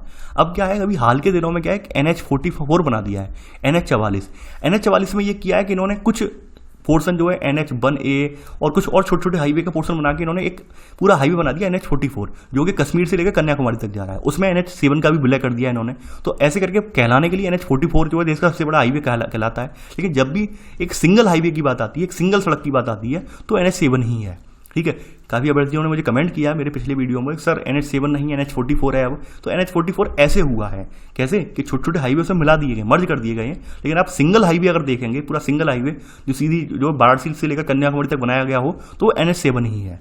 अब NH44 में क्या है, इससे ऊपर के जो वाराणसी उससे ऊपर के जो हाईवे वगैरह बने हुए हैं उनको इसमें विलय कर दिया गया है, उनको इसमें जोड़ दिया गया है। तो ऐसे ऐसे NH44 कर दिया गया है। आप समझ गए होंगे भाषा मेरी। ठीक है, तो आप 6वां पॉइंट अब आप लिख लीजिए यहाँ पर, राष्ट्रीय, यहाँ पर आप लिखेंगे भारत में राष्ट्रीय महामार्ग संख्या 7 जो वाराणसी को कन्याकुमारी से जोड़ता है, देश का सबसे लंबा राष्ट्रीय महामार्ग है। देखिए अभी हम ये जो महामार्ग वगैरह का अध्ययन कर रहे हैं वैश्विक परिवेश में कर रहे हैं। अभी हमारा भारत वाला क्षेत्र भी बचा हुआ है। अभी देखिए भारत का जिक्र नहीं किया है, तो भारत का परिवहन जो है हमारी जो क्लास 12 की अगली बुक है वहाँ पर डिटेल में हम करेंगे। ठीक है, इसलिए हम अभी NH44 पर ज़्यादा फोकस नहीं दे रहे हैं। अभी आपको मैंने आपकी कोई बेसिक अवधारणा दी, वो बता दी अवधारणा कि क्यों NH44 को यहाँ पर सबसे बड़ा बोला गया है। और सिंगल हाईवे की बात होगी तो NH7 ही बोला जाएगा। ठीक है, तो यहाँ पर आप 6वां पॉइंट आपने लिख लिया होगा। इसके अलावा आपके यहाँ स्वर्णिम चतुर्भुज परियोजना चल रही है, तो उसके जरिए आपके जो प्रमुख महानगर हैं इनको जोड़ा गया है। तो स्वर्णिम चतुर्भुज के द्वारा प्रमुख महानगरों नई दिल्ली, मुंबई, बेंगलोर, चेन्नई, कोलकाता और हैदराबाद को जोड़ने की ये योजना है।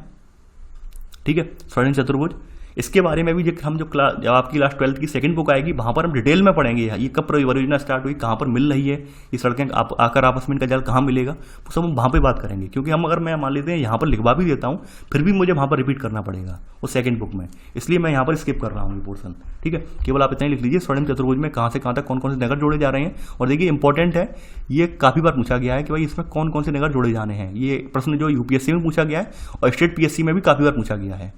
अगर आप उठा के देखना चाहें तो देख सकते हैं। तो ये आपने 6 का सब पॉइंट नोट कर लिया होगा। अब देखिए अफ्रीका की बात हो रही है यहाँ पर, अफ्रीका का क्या हाल है। तो अफ्रीका में ज़्यादा हाईवे वगैरह नहीं है, मैंने बताया अफ्रीका पिछड़ा हुआ है परिवहन की दृष्टि से। तो अफ्रीका में एक महामार्ग है, उत्तर में स्थित अल्जियर्स को ये गुयाना के कोनाक्री से जोड़ता है।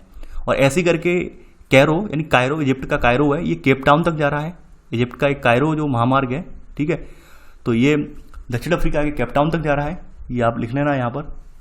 ठीक है, कैरो का मतलब कायरो, इसमें कैरो लिख दिया है, वैसे कायरो पढ़ते हैं ऐसे, कायरो CAIRO। ठीक है, ये आप 7वां पॉइंट आप लिख लिया होगा। अब देखिए यहाँ पर सबका जिक्र हुआ है, यहाँ पर ऑस्ट्रेलिया का जिक्र नहीं हुआ है, तो ऑस्ट्रेलिया वाला जिक्र मैं कर दे रहा हूँ यहाँ पर 8वें पॉइंट के रूप में। 8वें पॉइंट में अब आप लिख लेना ऑस्ट्रेलिया महामार्ग 1, ऑस्ट्रेलिया में महामार्ग संख्या 1। ठीक है, विश्व के सबसे लंबे महामार्गों की सूची में दूसरे स्थान पर है। यानी अब आप समझ लीजिए पहले स्थान पर कौन सा है, पहले स्थान पर आपका पैन अमेरिकन महामार्ग है। ठीक है, सेकंड स्थान पर कौन सा है, ऑस्ट्रेलिया महामार्ग 1। ठीक है, जिसकी लंबाई कितनी है 14,500 किलोमीटर। ठीक है, ये इतनी लंबाई है इसकी 14,500 किलोमीटर, और ये दूसरे स्थान पर है। और तीसरे स्थान पर आपके पास कौन सा है, ट्रांस साइबेरियन महामार्ग 11,000 किलोमीटर वाला। ठीक है, तो आपने 3 विश्व के सबसे लंबे हाईवे देख लिए। ठीक है, और इनके नाम आप हाईलाइट कर लेना और याद रखना नाम इनके, ये पूछे जाते हैं नाम। तो आगे बढ़ते हैं। अब बात आती है सीमावर्ती सड़कों की। ये क्या होती हैं सीमावर्ती सड़कें? देखिए, मैंने आपको भी चैप्टर के स्टार्टिंग में भी बताया था कि सड़कें हमारे प्रतिरक्षा के लिए भी इंपॉर्टेंट है, डिफेंस के लिए बहुत इंपॉर्टेंट है। क्यों? रीजन भी बताया था कि भाई जितना ज़्यादा हमारा सड़कों का जाल जो है स्पष्ट रूप से सुस्पष्ट रूप से फैला होगा, उतनी जल्दी हम सड़क वहाँ तक सीमा तक अपने जो है सामग्री, आयुध सामग्री वगैरह है, बारहेड वगैरह जो है राशन सामग्री पहुँचा पाएंगे, और हमारी जो सेनाएं हैं पूरे जो है यहाँ पर डटकर मुकाबला भी कर पाएंगे प्रतिद्वंदी सेना का। तो सीमावर्ती सड़कें हेडिंग डाल लेना इसी में ही, इसी में आपकी जो है हेडिंग, ये वाली जो हेडिंग पड़ेगी सीमावर्ती सड़कों वाली, ये इसमें 20 सब हेडिंग बना देना इसी में। सड़कें अभी तक आपने महामार्ग हेडिंग डाली थी सड़कों में, अब 20 सब हेडिंग डाल देना है इसमें सीमावर्ती सड़कें, ठीक है। अब देखिए, अंतर्राष्ट्रीय सीमाओं के सहारे जो सड़कें बनाई जाती हैं उन्हें हम क्या कहते हैं? सीमावर्ती सड़कें कहते हैं। तो ये सड़कें लिखा भी है इसमें, ये प्राय सभी देशों में गाँव और सैन्य शिविरों तक पहुँचने, वस्तुओं को पहुँचाने के लिए ऐसी सड़कें ये बनाई जाती हैं। इसमें लिख लेना एक लाइन। देखिए, आपको पता होगा कि हमारे यहाँ सीमावर्ती सड़कें बनाने के लिए ब्रो का गठन किया गया है, यानी बॉर्डर रोड ऑर्गेनाइजेशन का गठन किया गया है। 1960 में गठन किया गया है, जो जब पंडित जवाहरलाल नेहरू के द्वारा गठन किया गया है बॉर्डर रोड ऑर्गेनाइजेशन का। तो इसी के ऊपर कार्यभार है। भारत के जो भी सटे हुए इलाके हैं, जो भी बॉर्डर से सटे हुए इलाके हैं, वहाँ पर सड़क यही बनाता है, ठीक है। तो ये बात आप जानते होंगे। देखिए, इसके बारे में भी हम आगे पढ़ेंगे जब हमारा इंडियन वाला स्टार्ट होगा, वहाँ पे पढ़ेंगे। अभी मैंने हिंट दे दिया है केवल आपको। तो आपने स्थल परिवहन में अभी आपने सड़कें पढ़नी, स्थल परिवहन में आपने पहला सब पॉइंट स्थल परिवहन का, ठीक है, ये आपने सड़कें कवर कर ली। अब इसी में ही सेकंड सब पॉइंट है स्थल परिवहन में ही, सेकंड सब पॉइंट है रेल मार्ग। अब रेल मार्ग देखेंगे हम कि भाई रेल मार्ग कौन कौन से हैं और रेल मार्ग कितने इंपॉर्टेंट हैं। चलिए बात करते हैं। देखिए, यहाँ पर रेल मार्ग जो है, रेल मार्ग आपको पता होगा लंबी दूरी के और स्थूल यानी भारी भरकम वस्तुओं और यात्रियों के स्थल परिवहन की एक विद्या नहीं है, विधा है, मोड, ठीक है, मोड ऑफ ट्रांसमिशन बोल सकते हैं हम, मोड बोलते हैं इसे, विद्या नहीं है, विधा है यहाँ पर, ठीक है। विद्या मतलब लिख लेना, यहाँ पर विधा कर लेना। ये यहाँ पर जो है टाइपिंग एरर है ये, ठीक है। तो पहला पॉइंट यहाँ लिख लेना, ये वाला यहाँ से लेकर यहाँ तक। अब देखिए, रेल लाइनों की चौड़ाई है, यानी कि रेल का मतलब क्या होता है आपको पता होगा, रेल का मतलब पटरी होता है। अगर आपने अंग्रेजी पढ़ी है तो रेल का मतलब होता है पटरी, ठीक है। तो रेलवे का मतलब पटरी पे चलने वाला साधन या पटरी पे चलने वाला जो भी वाहन है उसे रेलवेज कहा जाता है, ठीक है। रेलगाड़ी आप बोलते हैं तो वही रेल की ये पटरी है, लोहे की पटरी के ऊपर जो भी दौड़ रही है गाड़ी उसे रेलगाड़ी कहते हैं हम। रेल माने पटरी होता है, अंग्रेजी में अगर आप सर्च करेंगे इसका अर्थ तो रेल माने पटरी होता है, ठीक है।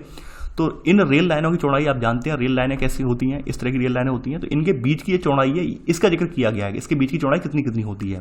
देखिए, ध्यान देने वाली बात ये है, ये जो चौड़ाई है, ये वाला प्रश्न भी पूछा गया है आपके स्टेट पीसीएस एग्जाम में पूछा गया है कि हमारे यहाँ ब्रॉड गेज जो रेल है, बड़ी वाली जो रेल लाइन है, उसके बीच की पटरियों की चौड़ाई कितनी होती है, यानी इन दोनों के बीच की चौड़ाई कितनी होती है। तो ये आप हल्के में ना लें। और कुछ अभ्यर्थी जो मुझे लगातार टारगेट करके कमेंट करते हैं, शायद वो अभ्यर्थी नहीं है, वो दूसरे चैनलों के पर बैठे हुए लोग हैं, ठीक है, या फिर कुछ कोचिंग संस्थान के स्टूडेंट हैं। उन्हें लगता है कि मैं बहुत गलत पढ़ाता हूँ, मैं बहुत ज़्यादा बार बार रिपीट करता हूँ, पूरा किताब उतरवा देता हूँ। आप पेपर उठा के देख लीजिए और यकीन मानिए, पेपर उठा के देखेंगे तो आपके सामने आप यकीन कर पाएंगे कि मैं जो बता रहा हूँ वो गलत नहीं है। यानी एक एक पॉइंट आया हुआ है यहाँ पर, इसलिए मुझे नोट करवाना पड़ रहा है, वरना मैं भी स्किप करवा दूँ, यानी कोचिंग वालों की तरह मैं भी चलूँ, एक पॉइंट लिखवा दूँ, एक्सप्लेन कर दूँ, छोड़ दूँ, फिर आप पढ़ते रहना बाद में। लेकिन मुझे ऐसा नहीं करना है, मैं ये चाह रहा हूँ एक ही नोट्स आपके बन जाए, प्रॉपर वे में बन जाए। तो यहाँ पर रेल लाइनों की चौड़ाई है उसे गेज, ठीक है, ये अलग अलग देश में अलग अलग होती है चौड़ाई, यानी हर देश में इसका जो है चौड़ाई का मानक अलग अलग होता है। तो यहाँ पर आप लिख लेना सब पॉइंट इसी में कि रेल लाइनों की चौड़ाई ब्रैकेट में इसे गेज में नाम मापते हैं, प्रत्येक देश में अलग अलग पाई जाती है, ठीक है। और इन्हें हम सामान्यतः कैसे कैसे मापते हैं वो भी लिख लेना यहाँ पर, इसी में विराम लगा के, जिन्हें सामान्यतः बड़ी लाइन, ठीक है, बड़ी 1.5 मीटर से अधिक चौड़ाई होती है, जिसे हम ब्रॉड गेज बोलते हैं। अब देखिए, बड़ी की जो 1.5 मीटर से अधिक होती है, इसे थोड़ा इंच में भी लिख लेना, फुट और इंच में भी लिख लेना, क्योंकि हमने भारत में जो प्रश्न पूछे गए हैं वो फुट और इंच में पूछे गए हैं। यानी इसकी जो चौड़ाई है वो 5 फीट 6 इंच होती है, 6 इंच, ये लिख लेना, यानी 1.5 मीटर से अधिक या 5 फीट 6 इंच, ठीक है। ये पूछा गया है प्रश्न, इसलिए मैं लिखवा रहा हूँ ये चौड़ाई में फुट में इसलिए लिखवा रहा हूँ, ये प्रश्न पूछा गया है और ऐसे ही दिया हुआ था, 4 ऑप्शन दिए थे, कितनी होती है चौड़ाई अपने यहाँ ब्रॉड गेज की, बड़ी वाली लाइन की। तो ये 5 फुट 6 इंच या फिर 1.5 मीटर से अधिक होती है। ये मानक रेल, मानक वाले की चौड़ाई होती है 1.44 मीटर। इसके बाद मीटर लाइन की मतलब हो गया 1 मीटर वाली चौड़ाई हो गई। छोटी लाइन यानी नैरो गेज जो होती है उसकी इससे कम होती है, ठीक है। तो ये इस तरह की ये होती हैं चौड़ाइयाँ। मानक वाली जो आपकी लाइन है, मानक रेल जो है आपकी, ये मानक लाइन का उपयोग ब्रिटेन में किया जाता है। अपने भारत में मोस्टली जो है आपकी ब्रॉड गेज, या फिर जो हिमाचल वाले रीजन में, पहाड़ी रीजन में नैरो गेज, ठीक है, या फिर ट्राम वगैरह जो चल रहे हैं आपके कोलकाता वगैरह में, इनमें भी नैरो गेज चल रही है। यानी अपने यहाँ दो ही तरह की चल रही है, ब्रॉड गेज चल रही है या फिर नैरो गेज चल रही है। अपने यहाँ बड़ी वाली लाइन चल रही है या फिर छोटी वाली चल रही है, बीच बीच वाली का हमारे यहाँ चक्कर नहीं है, ठीक है। तो आपने नोट कर लिया होगा मानक लाइन का प्रयोग कहाँ हो रहा है, अभी ब्रिटेन में हो रहा है, ठीक है। तो ये मैंने बता दिया। देखिए इसे अंडरलाइन कर लेना, ये बड़ी लाइन वाली की, ये पूछा गया है प्रश्न, ठीक है। आगे बढ़ते हैं यहाँ पर।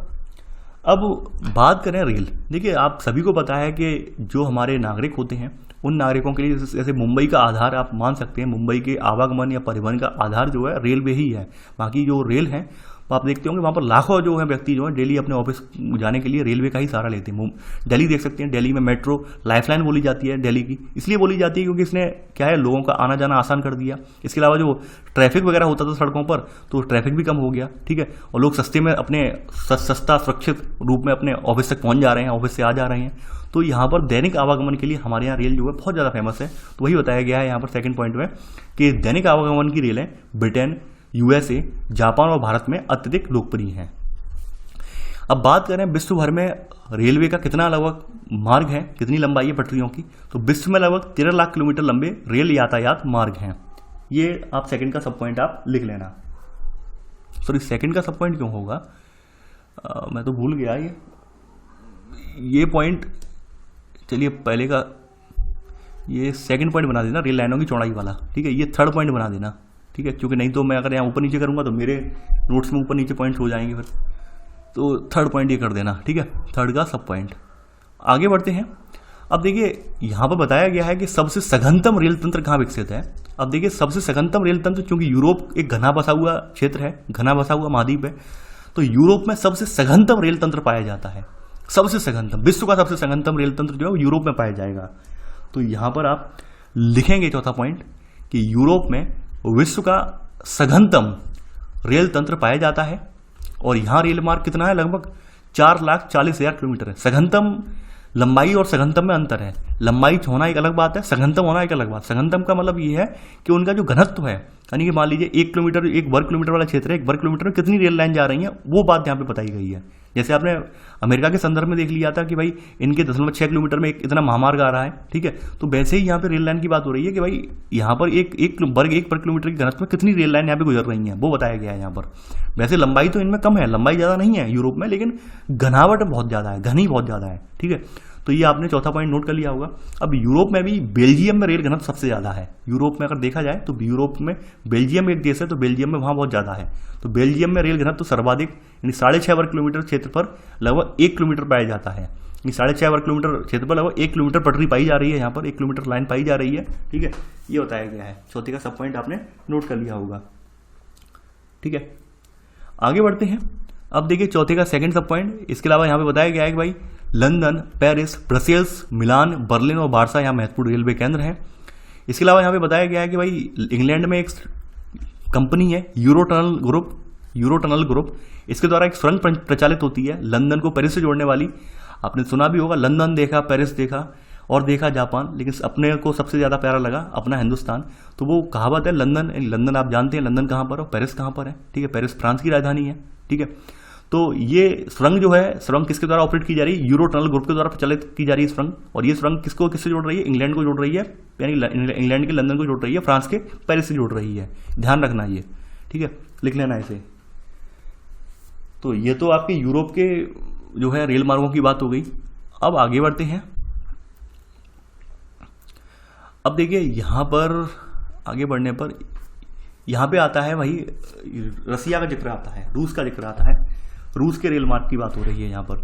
तो पांचवा पॉइंट आप बताएंगे यहाँ पर। देखिए मैंने आपको पहले भी बताया था, अभी क्लियर कर दिया था कि जो रूस है, रूस 2 महाद्वीपों में स्थित है, यूरोप में भी है और रसिया में भी। बीच में यूराल पर्वत जो है इसे अलग कर रहा है, ठीक है। और यूराल पर्वत के पश्चिम वाला इलाका, यानी खास करके यूरोप वाला इलाका, रूस का यूरोप वाला इलाका, यही सबसे ज़्यादा विकसित है, सबसे ज़्यादा घनी आबादी वाला क्षेत्र यही है। यहीं पर आपको पूरा औद्योगिक प्रदेश देखने को मिल जाएगा। तो यहीं से सब पूरा जाल निकला हुआ है जो है। तो यहाँ लिख लेना, यूराल के पश्चिम में अत्यंत सघन जाल से युक्त रूस में रेल मार्गों के द्वारा देश के कुल परिवहन का 90% भाग प्रबंधित होता है। यानी कि यहाँ पर 90% भाग यहीं से प्रबंधित हो रहा है, यूराल के पश्चिमी भाग से। ठीक है, इसी में सब पॉइंट यहाँ पर मैंने बताया था, मॉस्को जो है वो रेलवे का यहाँ पर मुख्यालय है और यहीं से देश के महत्वपूर्ण जो है विभिन्न भागों के लिए लाइनें विकृत हुई हैं, लाइनें यहाँ पर यहीं से डिवाइड हुई हैं मॉस्को से। ये 5 में का सब पॉइंट आप नोट कर लेना। अब देखिए, ये तो आपने देख लिया, रसिया की बात देख ली। अब उत्तरी अमेरिका महाद्वीप देख लेते हैं। तो उत्तरी अमेरिका की बात करें तो उत्तरी अमेरिका में सर्वाधिक विस्तृत यानी बहुत लंबा, ठीक है, सर्वाधिक विस्तृत होने का मतलब ये बहुत ज़्यादा लंबाई वाला, ठीक है, सर्वाधिक विस्तृत रेल मार्ग है और ये विश्व के कुल रेल मार्गों का 40% है। यानी कि अगर लंबाई के हिसाब से देखें तो विश्व के 40% रेल मार्ग कहाँ पर पाए जाते हैं? आपके उत्तर अमेरिका महाद्वीप में पाए जाते हैं। घने के हिसाब से देखें तो घना सबसे ज़्यादा कहाँ पाया जाएगा? यूरोप में पाया जाता है। ठीक है, तो आपने छठा पॉइंट यहाँ पे नोट कर लिया होगा। अब बताया गया है कि भाई यहाँ पर भी सबसे ज़्यादा सघन रेल तंत्र कहाँ देखने को मिलेगा हमें? तो बताया गया है कि भाई सर्वाधिक सघन रेल तंत्र आपको जो है ये पूर्वी मध्य यूएसए, यानी कि जो पूर्वी मध्य यूएसए वाला रीजन है यहाँ पर सबसे ज़्यादा सघन, और इसके संलग्न कनाडा का जो उच्च औद्योगिक और नगरीय प्रदेश है, यानी कि यहाँ पर आपका जो 5 लेक्स हैं, यहाँ पर आपकी ग्रेट लेक्स इन्हें बोला जाता है, तो उस क्षेत्र में सबसे ज़्यादा यहाँ पर औद्योगिक विकास हुआ है। तो वहाँ वाला क्षेत्र जो है सघन रेल तंत्र का विकास वहाँ पर हुआ है, वही बात यहाँ पे बताई गई है। मैं दिखा देता हूँ थोड़ा इमेज में। ये कौन सा है? ये आपका है रसिया का है, ये है। देखिए यहाँ पे बताया गया है, इस वाले क्षेत्र में बताया गया है, इस वाले क्षेत्र में रेल का सघन विकास हुआ है। यहाँ पर इस वाले क्षेत्र की बात की जा रही है। ठीक है, तो ये आपने लिख लिया है यहाँ पर। ठीक है, छठे का सब पॉइंट आपने नोट कर लिया है। आगे बढ़ते हैं। अब देखिए कनाडा की बात हुई। कनाडा में हमारे यहाँ जैसे ये कनाडा में जो रेल मार्ग है गवर्नमेंट के अंडर में है, सार्वजनिक सेक्टर में है और पूरे विरल जनसंख्या वाले क्षेत्रों में वितरित है। कनाडा का रेल मार्ग लगभग हमारे यहाँ जैसा है, पब्लिक सेक्टर में है, गवर्नमेंट का अधीन है। अब बात करते हैं यहाँ पर ऑस्ट्रेलिया की। देखिए ऑस्ट्रेलिया में अगर बात की जाए तो ऑस्ट्रेलिया में लगभग 40,000 किलोमीटर लंबा रेल मार्ग है और इसका 25% अकेले इनका जो है स्टेट है न्यू साउथ वेल्स, इसमें पाया जाता है। ये लिख लेना आप 8वां पॉइंट। ऑस्ट्रेलिया में लगभग 40,000 किलोमीटर रेल मार्ग है। 40,000 किलोमीटर का 25% लगभग 10,000 किलोमीटर जो रेल मार्ग है लगभग वो आपका न्यू साउथ वेल्स में पाया जाता है। ठीक है, ये 8वां पॉइंट नोट कर लिया होगा। अब देखिए पश्चिमी और पूर्वी ऑस्ट्रेलिया जो है ये राष्ट्रीय रेल मार्ग यहाँ से निकला हुआ है, जिसे ट्रांस ऑस्ट्रेलियन बोलते हैं। ठीक है, पार ऑस्ट्रेलियन जो है रेल मार्ग है, ये पर्थ से लेकर सिडनी तक एक छोर से दूसरी छोर तक आता जाता है। ये देख लेना आप। ठीक है, नहीं पश्चिमी से पूर्वी ऑस्ट्रेलिया राष्ट्रीय रेल मार्ग पर्थ से सिडनी तक, पर्थ जो पड़ता है पश्चिमी छोर पे पड़ता है और सिडनी जो पड़ता है ऑस्ट्रेलिया पूर्वी छोर पे पड़ता है, तो इन दोनों छोरों को जोड़ता हुआ रेल मार्ग है ये। ठीक है, ऑस्ट्रेलिया में। इसके अलावा ऑस्ट्रेलिया का पड़ोसी देश न्यूजीलैंड का जिक्र हो रहा है ये। तो न्यूजीलैंड में जो रेल मार्ग का विकास हुआ है वो द्वीप में ही हुआ है और खास करके ये वहाँ पर अपनी कृषि सेवाएं प्रदान कर रहा है। ठीक है, तो ये 9वां पॉइंट आप लिख लिया होगा न्यूजीलैंड के बारे में। तो अब बात होती है दक्षिण अमेरिका की, यानी अब आपने यहाँ पे आपने सब महाद्वीप देख लिया, दक्षिण अमेरिका की बात कर लेते हैं। देखिए दक्षिण अमेरिका की अगर बात करें यहाँ पर 10वां पॉइंट, तो दक्षिण अमेरिका में रेल मार्ग 2 प्रदेशों में बहुत ज़्यादा सघन है। कौन कौन से प्रदेश हैं? अर्जेंटीना के पंपास वाले इलाके और ब्राजील के कॉफी उत्पादक जो प्रदेश हैं। ठीक है, तो वहाँ पर जो है रेल मार्ग बहुत ज़्यादा सघन है। यानी कि यहाँ पे बताया गया है, ये आप लिख लेना इसी में, कि ये दोनों प्रदेशों में, इसी में सब पॉइंट, दक्षिणी अमेरिका का जो कुल रेल मार्ग है उसका 40% आपके अर्जेंटीना के पंपास वाले क्षेत्र और ब्राजील के कॉफी उत्पादक प्रदेशों में 40% यहाँ पर रेल लाइन आपको देखने को मिल जाएगी। ठीक है, ये बताया गया 10वें का सब पॉइंट में, तो आपने लिख लिया होगा। अब देखिए यहाँ पे केवल इनका एक देश है चिली, सेकंड सब पॉइंट। चिली एकमात्र इनका एक ऐसा देश है जहाँ महत्वपूर्ण, यानी यहाँ लिख लेना, जहाँ महत्वपूर्ण लंबाई का रेल मार्ग तटीय केंद्रों के आंतरिक क्षेत्र, यहाँ पे ऐसे करके लिखेंगे इसे, सेकंड पॉइंट सब पॉइंट। केवल चिली एकमात्र ऐसा देश है जहाँ महत्वपूर्ण लंबाई के रेल मार्ग तटीय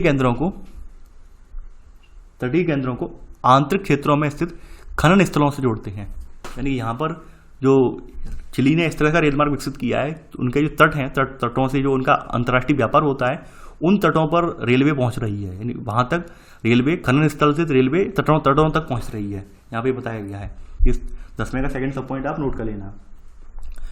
अब देखिए यहाँ पर एक जो है महाद्वीप पारी रेल मार्ग और है यहाँ पर, ये लिख लेना आप, और ये इंपॉर्टेंट है, ये भी पूछा गया है। ये थर्ड सब पॉइंट आप लिख लेना, क्योंकि इसमें दर्रा आता है एक। यहाँ केवल एक महाद्वीप पारी रेल मार्ग है जो एंडीज पर्वतों के 3900 मीटर की ऊंचाई पर स्थित उस्प्लाटा, नाम है ये, उस प्लाटा दर्रा है, उस प्लाटा दर्रा या दर्रे, ठीक है, से गुजरता हुआ ब्यूनस आयर्स अर्जेंटीना को वालपैराइजो से मिलाता है, वालपैराइजो से मिलाता है। ये पूछा गया है भाई, कौन से दर्रे से निकलता है पार, जो इसका दक्षिण अमेरिका महाद्वीप का पार जो रेल मार्ग है वो किस दर्रे से निकलता है, ये आपका निकलता है उस प्लाटा दर्रे से निकलता है, ठीक है, एंडीज पर्वतों से होता हुआ। तो ये लिख लेना आप, कहाँ से, ब्यूनस आयर्स से लेकर वालपैराइजो को ये मिला रहा है ये मार्ग, ठीक है। ये सारे स्थान आप अपने ऑक्सफोर्ड एटलस पे देखेंगे, क्योंकि मेरे सामने मैं ऑक्सफोर्ड एटलस यहाँ पे नहीं लगा सकता हूँ, आप यहाँ पर अपने अपने ऑक्सफोर्ड एटलस में सारे स्थान देख लेना, आपको देखने को मिल जाएंगे ये, ठीक है। आगे बढ़ते हैं यहाँ पर, अब बात करते हैं यहाँ पर, देखिए एशिया वगैरह की बात अभी यहाँ पर नहीं की गई है डिटेल में, क्यों, हम अभी भारत के बारे में अपने जो किताब सेकंड किताब स्टार्ट होगी वहाँ पर हम पढ़ेंगे अलग से। तो यहाँ पर केवल ये बताया गया है कि भाई एशिया में केवल आपके जापान, चाइना और भारत, इन्हीं में सघन आबादी वाले क्षेत्रों में ही यहाँ पर सघनतम घनत्व वाला रेल मार्ग पाया जाता है, बाद बाकी अन्य देशों में इतना ज़्यादा नहीं है। तो केवल आप ये लिख लीजिए 11वां पॉइंट कि एशिया में जापान, चीन और भारत के सघन बसे हुए क्षेत्रों में रेल मार्गों का सघनतम घनत्व पाया जाता है, ठीक है। यानी कि हमारे एशिया महाद्वीप में केवल हमारे जो 3 देश हैं, जापान, चीन और भारत, इन्हीं के पास सबसे ज़्यादा रेल मार्ग है, बाद बाकी देशों के पास इतना ज़्यादा रेल मार्ग नहीं है। कहने का मतलब इस पॉइंट का ये है। अब देखिए थोड़ा अफ्रीका के बारे में बताया गया है कि अफ्रीका में जो है यहाँ पर बताया गया है कि विशालतम सेकंड लार्जेस्ट जो है आपका जो है कॉन्टिनेंट होने के बावजूद भी क्षेत्रफल की दृष्टि से फिर भी यहाँ पर जो रेल मार्ग है मात्र 40,000 किलोमीटर तक ही फैल पाया है। तो यहाँ पे बताया गया है, यहाँ पे लिख लेना आप 12वां पॉइंट कि दूसरा विशालतम महाद्वीप होने के बावजूद अफ्रीका में केवल 40,000 किलोमीटर लंबा रेल मार्ग है, जिसमें से अकेले दक्षिण अफ्रीका में 18,000 किलोमीटर लंबे रेल मार्ग हैं। यानी कि पूरे विशालतम आपका अफ्रीका महाद्वीप है, जो कि सेकंड लार्जेस्ट या सेकंड क्षेत्रफल की दृष्टि से सेकंड लार्जेस्ट जो महाद्वीप है आपका, उसमें 40,000 किलोमीटर रेल मार्ग का विकास हो पाया है, उसमें से भी 18,000 किलोमीटर केवल दक्षिण अफ्रीका में है। सोचिए कितना पिछड़ा हुआ अफ्रीका महाद्वीप है, ठीक है। तो ये 12वें का सब पॉइंट है। अब देखिए यहाँ के कुछ इंपॉर्टेंट रेल मार्ग बताए गए हैं, वो रेल मार्ग आपको लिखने होंगे, महाद्वीप के प्रमुख रेल मार्ग। अब इसमें पहला सब पॉइंट आपका जो है ये वाला पूछा गया है, बेंगुएला वाला रेल मार्ग, ठीक है। ये बेंगोला रेल मार्ग जो है ये अंगोला से कटंगा, जाम्बिया जो तांबा पेटी है यहाँ से होकर जाता है, बेंगुएला रेल मार्ग। एक और है यहाँ पर सेकंड सब पॉइंट, तंजानिया रेल मार्ग जो है ये भी जाम्बिया की जो तांबा पेटी है यहाँ से तट से लेकर दार ए सलाम तक जा रहा है। एक बोत्सवाना और जिम्बाब्वे से होते हुए रेल मार्ग है, और ये स्थलरुद्ध राज्यों से होते हुए दक्षिण अफ्रीका के रेल तंत्र से मिल जा रहा है। वहीं दक्षिण अफ्रीका में एक रेल मार्ग है जहाँ पर गणतंत्र में कैपटाउन से लेकर प्रिटोरिया तक एक ब्लू ट्रेन चलती है यहाँ पर।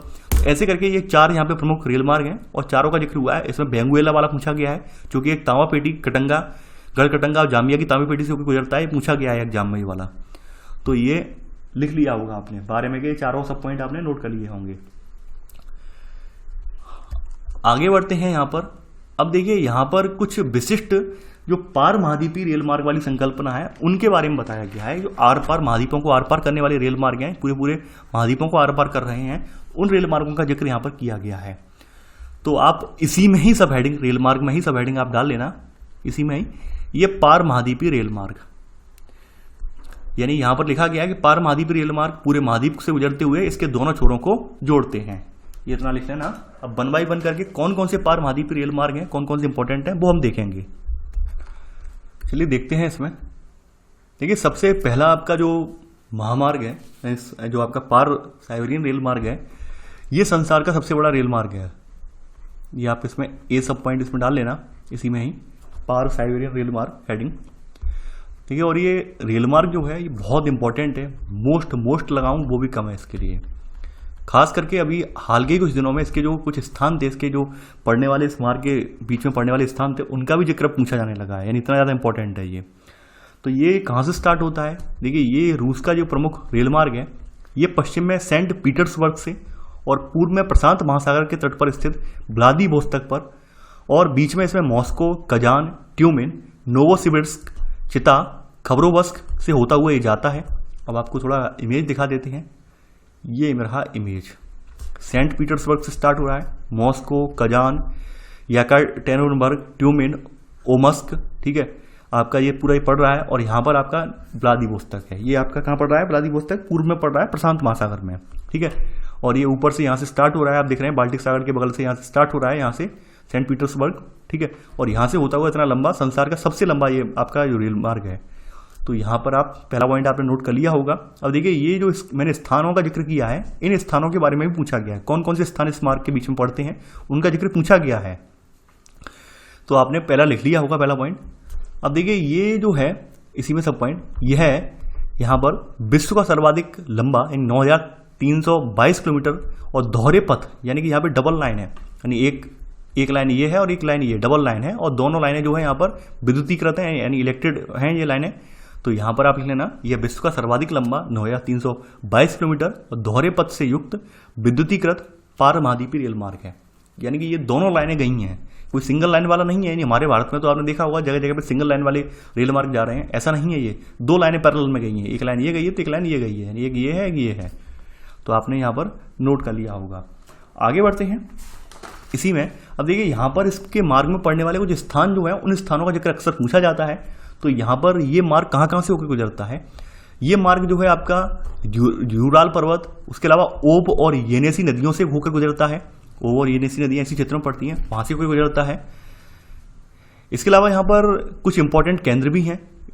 थर्ड सब पॉइंट, यहाँ पर एक केंद्र है चीता, इसी पर ही पड़ रहा है। चीता एक महत्वपूर्ण कृषि केंद्र, और यहाँ पर इर्कुटस्क एक यहाँ पे फर केंद्र है। फर का मतलब आप जानते होंगे कि जो जानवरों के ऊपर की खाल वगैरह होती है, जानवरों के ऊपर जो रोएदार खाल होती है, उस खाल का केंद्र, तो वो उसे फर बोलते हैं, फर केंद्र, ठीक है। तो ये दोनों भी इसी के मार्ग में पड़ते हैं। चीता, ठीक है, ये चीता या चिता ये रहा, ठीक है। आगे बढ़ते हैं। अब देखिए यहाँ पर ये जो मार्ग है आपका, ये आपका पार साइबेरियन रेल मार्ग जो है, इसकी खास बात यह है कि इसे नीचे से आने वाले, यानी इसके नीचे रूस के नीचे कुछ देश पड़ रहे हैं, उन देशों से भी कुछ रेलवे लाइन यहाँ पर आकर इसमें जुड़ जा रही हैं। तो उन रेलवे लाइनों का जिक्र किया गया है यहाँ पर, यानी कि चाइना वाले ने अपनी रेलवे लाइन भेजी है, कुछ और ने रेलवे लाइन जुड़ी है अपनी, तो वो बताया गया है। तो यहाँ पर सेकंड पॉइंट लिख लेना, इस रेल मार्ग को दक्षिण से जोड़ने वाले योजक मार्ग भी हैं, जिनमें ओडेसा यूक्रेन का है, कैस्पियन तट पर बालू नाम का है, ताशकंद उज्बेकिस्तान का है, उलन बटोर मंगोलिया, और रोनयांग नहीं है, शेनयांग है। शेनयांग जो है ये शेनयांग, यानी रोनयांग नहीं है, ये शेनयांग है, लिख लेना आप, शेनयांग। ये मगदेन रीजन एक पड़ता है, क्षेत्र पड़ता है चीन का, तो ये बीजिंग की ओर पड़ता है। यहाँ से ये मार्ग आ रहे हैं, यानी कि इसमें जो दक्षिण की ओर से जो मार्ग आ रहे हैं उनका जिक्र बताया गया है। जो रेल मार्ग दक्षिण की ओर से आते हुए इसमें जुड़ जा रहे हैं, उनका जिक्र इसमें किया गया है सेकंड पॉइंट में। तो वो पॉइंट आपने लिख लिए हैं। अब अगला जो आपका रेल मार्ग है, यानी कि आपका बी वाला रेल मार्ग जो है आपका यहाँ पर, ये है पार कैनेडियन रेल मार्ग।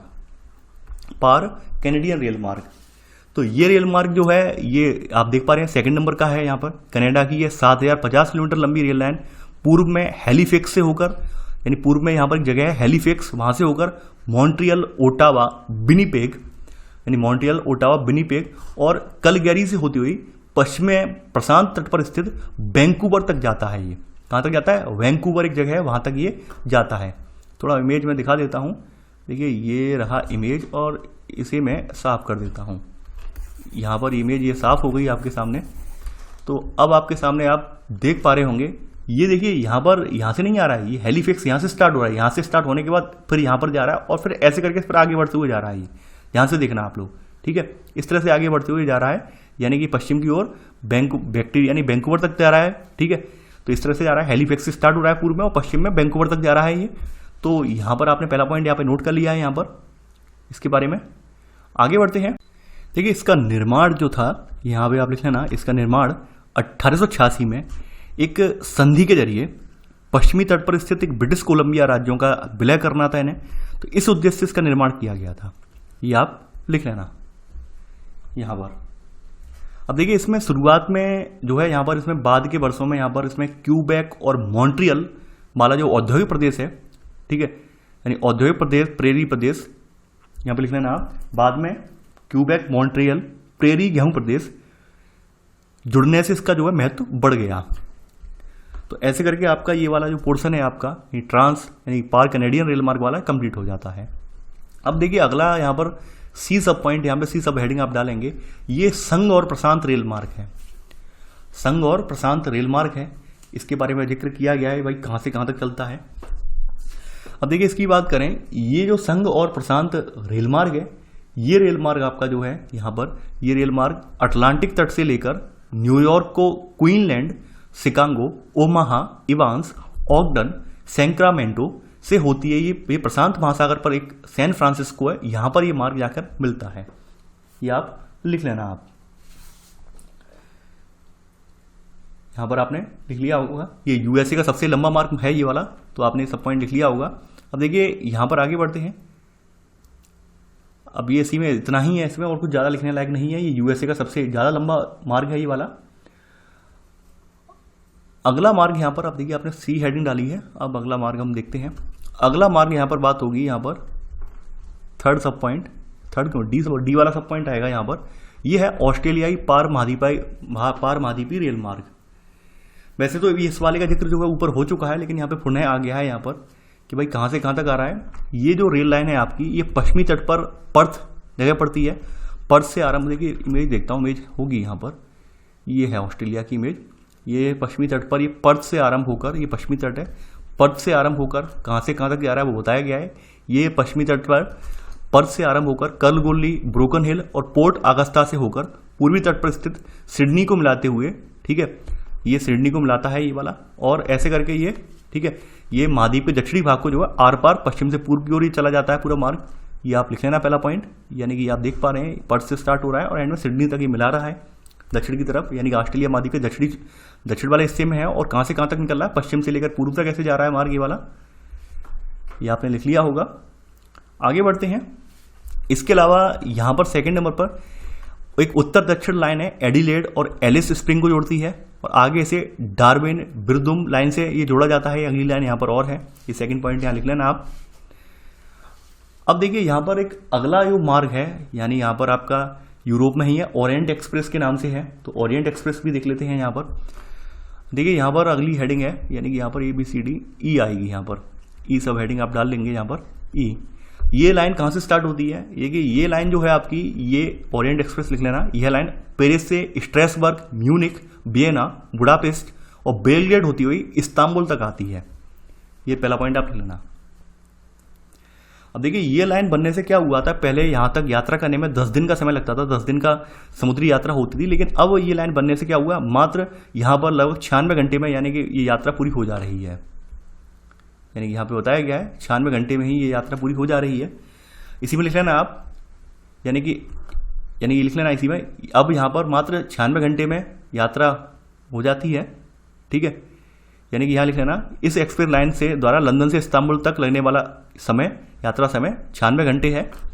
इसी में ही सब पॉइंट, अगला सब पॉइंट, इस रेल मार्ग के द्वारा यहाँ पर क्या क्या भेजा जाता है वो लिख लेना। यहाँ पर प्रमुख निर्यात में पनीर, सुअर का मांस, शराब, फल और मशीनरी है। अब देखिए इसे जो है आगे भारत तक जोड़ने की परियोजना है, बांग्लादेश, म्यांमार तक। अभी इस पर काम नहीं स्टार्ट हुआ है, तो इसलिए हम यहाँ पे लिखेंगे नहीं। फिलहाल आपने यहाँ तक कवर कर लिया है। देखिए ये हमारा जो है, ये आज आपका जो पार्ट 1 वाला पोर्शन यहाँ पर हमने देख लिया है। क्योंकि चैप्टर जो है लगभग 17 पेज का चैप्टर है, काफ़ी लेंथी चैप्टर है, तो बाद बाकी पोर्शन हम इसके नेक्स्ट वीडियो में देखेंगे। तो आई होप आपको ये लेक्चर पसंद आया होगा। देखिए आप लोग वीडियो के नोट्स बनाते रहिए प्रॉपर वे में। सबसे इंपॉर्टेंट बात है, देखिए कंटिन्यूटी में अगर आप कोई चीज़ करेंगे, कंटिन्यूटी में कोई चीज़ पढ़ते आएंगे, तो यकीन मानिए आपके सारे कॉन्सेप्ट क्लियर होते जाएंगे। और मैं आपसे हर बार गुजारिश यही करता हूँ, अपने प्रॉपर नोट्स जरूर बनाइए, क्योंकि आप जब तक नोट्स नहीं बनाएंगे तब तक आपको पता नहीं चलेगा कि आपने कितना कवर किया है। क्योंकि रैंडम में कभी पता नहीं चलता है आपको कि हमने कितना पढ़ लिया, और नोट से आपको पता चल जाता है कि हमारे ये सारे कॉन्सेप्ट क्लियर हो चुके हैं, ये सारी अवधारणाएं से अवगत हो चुके हैं। तो नोट्स बनाना बहुत जरूरी है। तो चलिए आई होप आपको लेक्चर पसंद आया होगा। तो आज के लिए बस इतना ही। Thanks for watching. जय हिंद।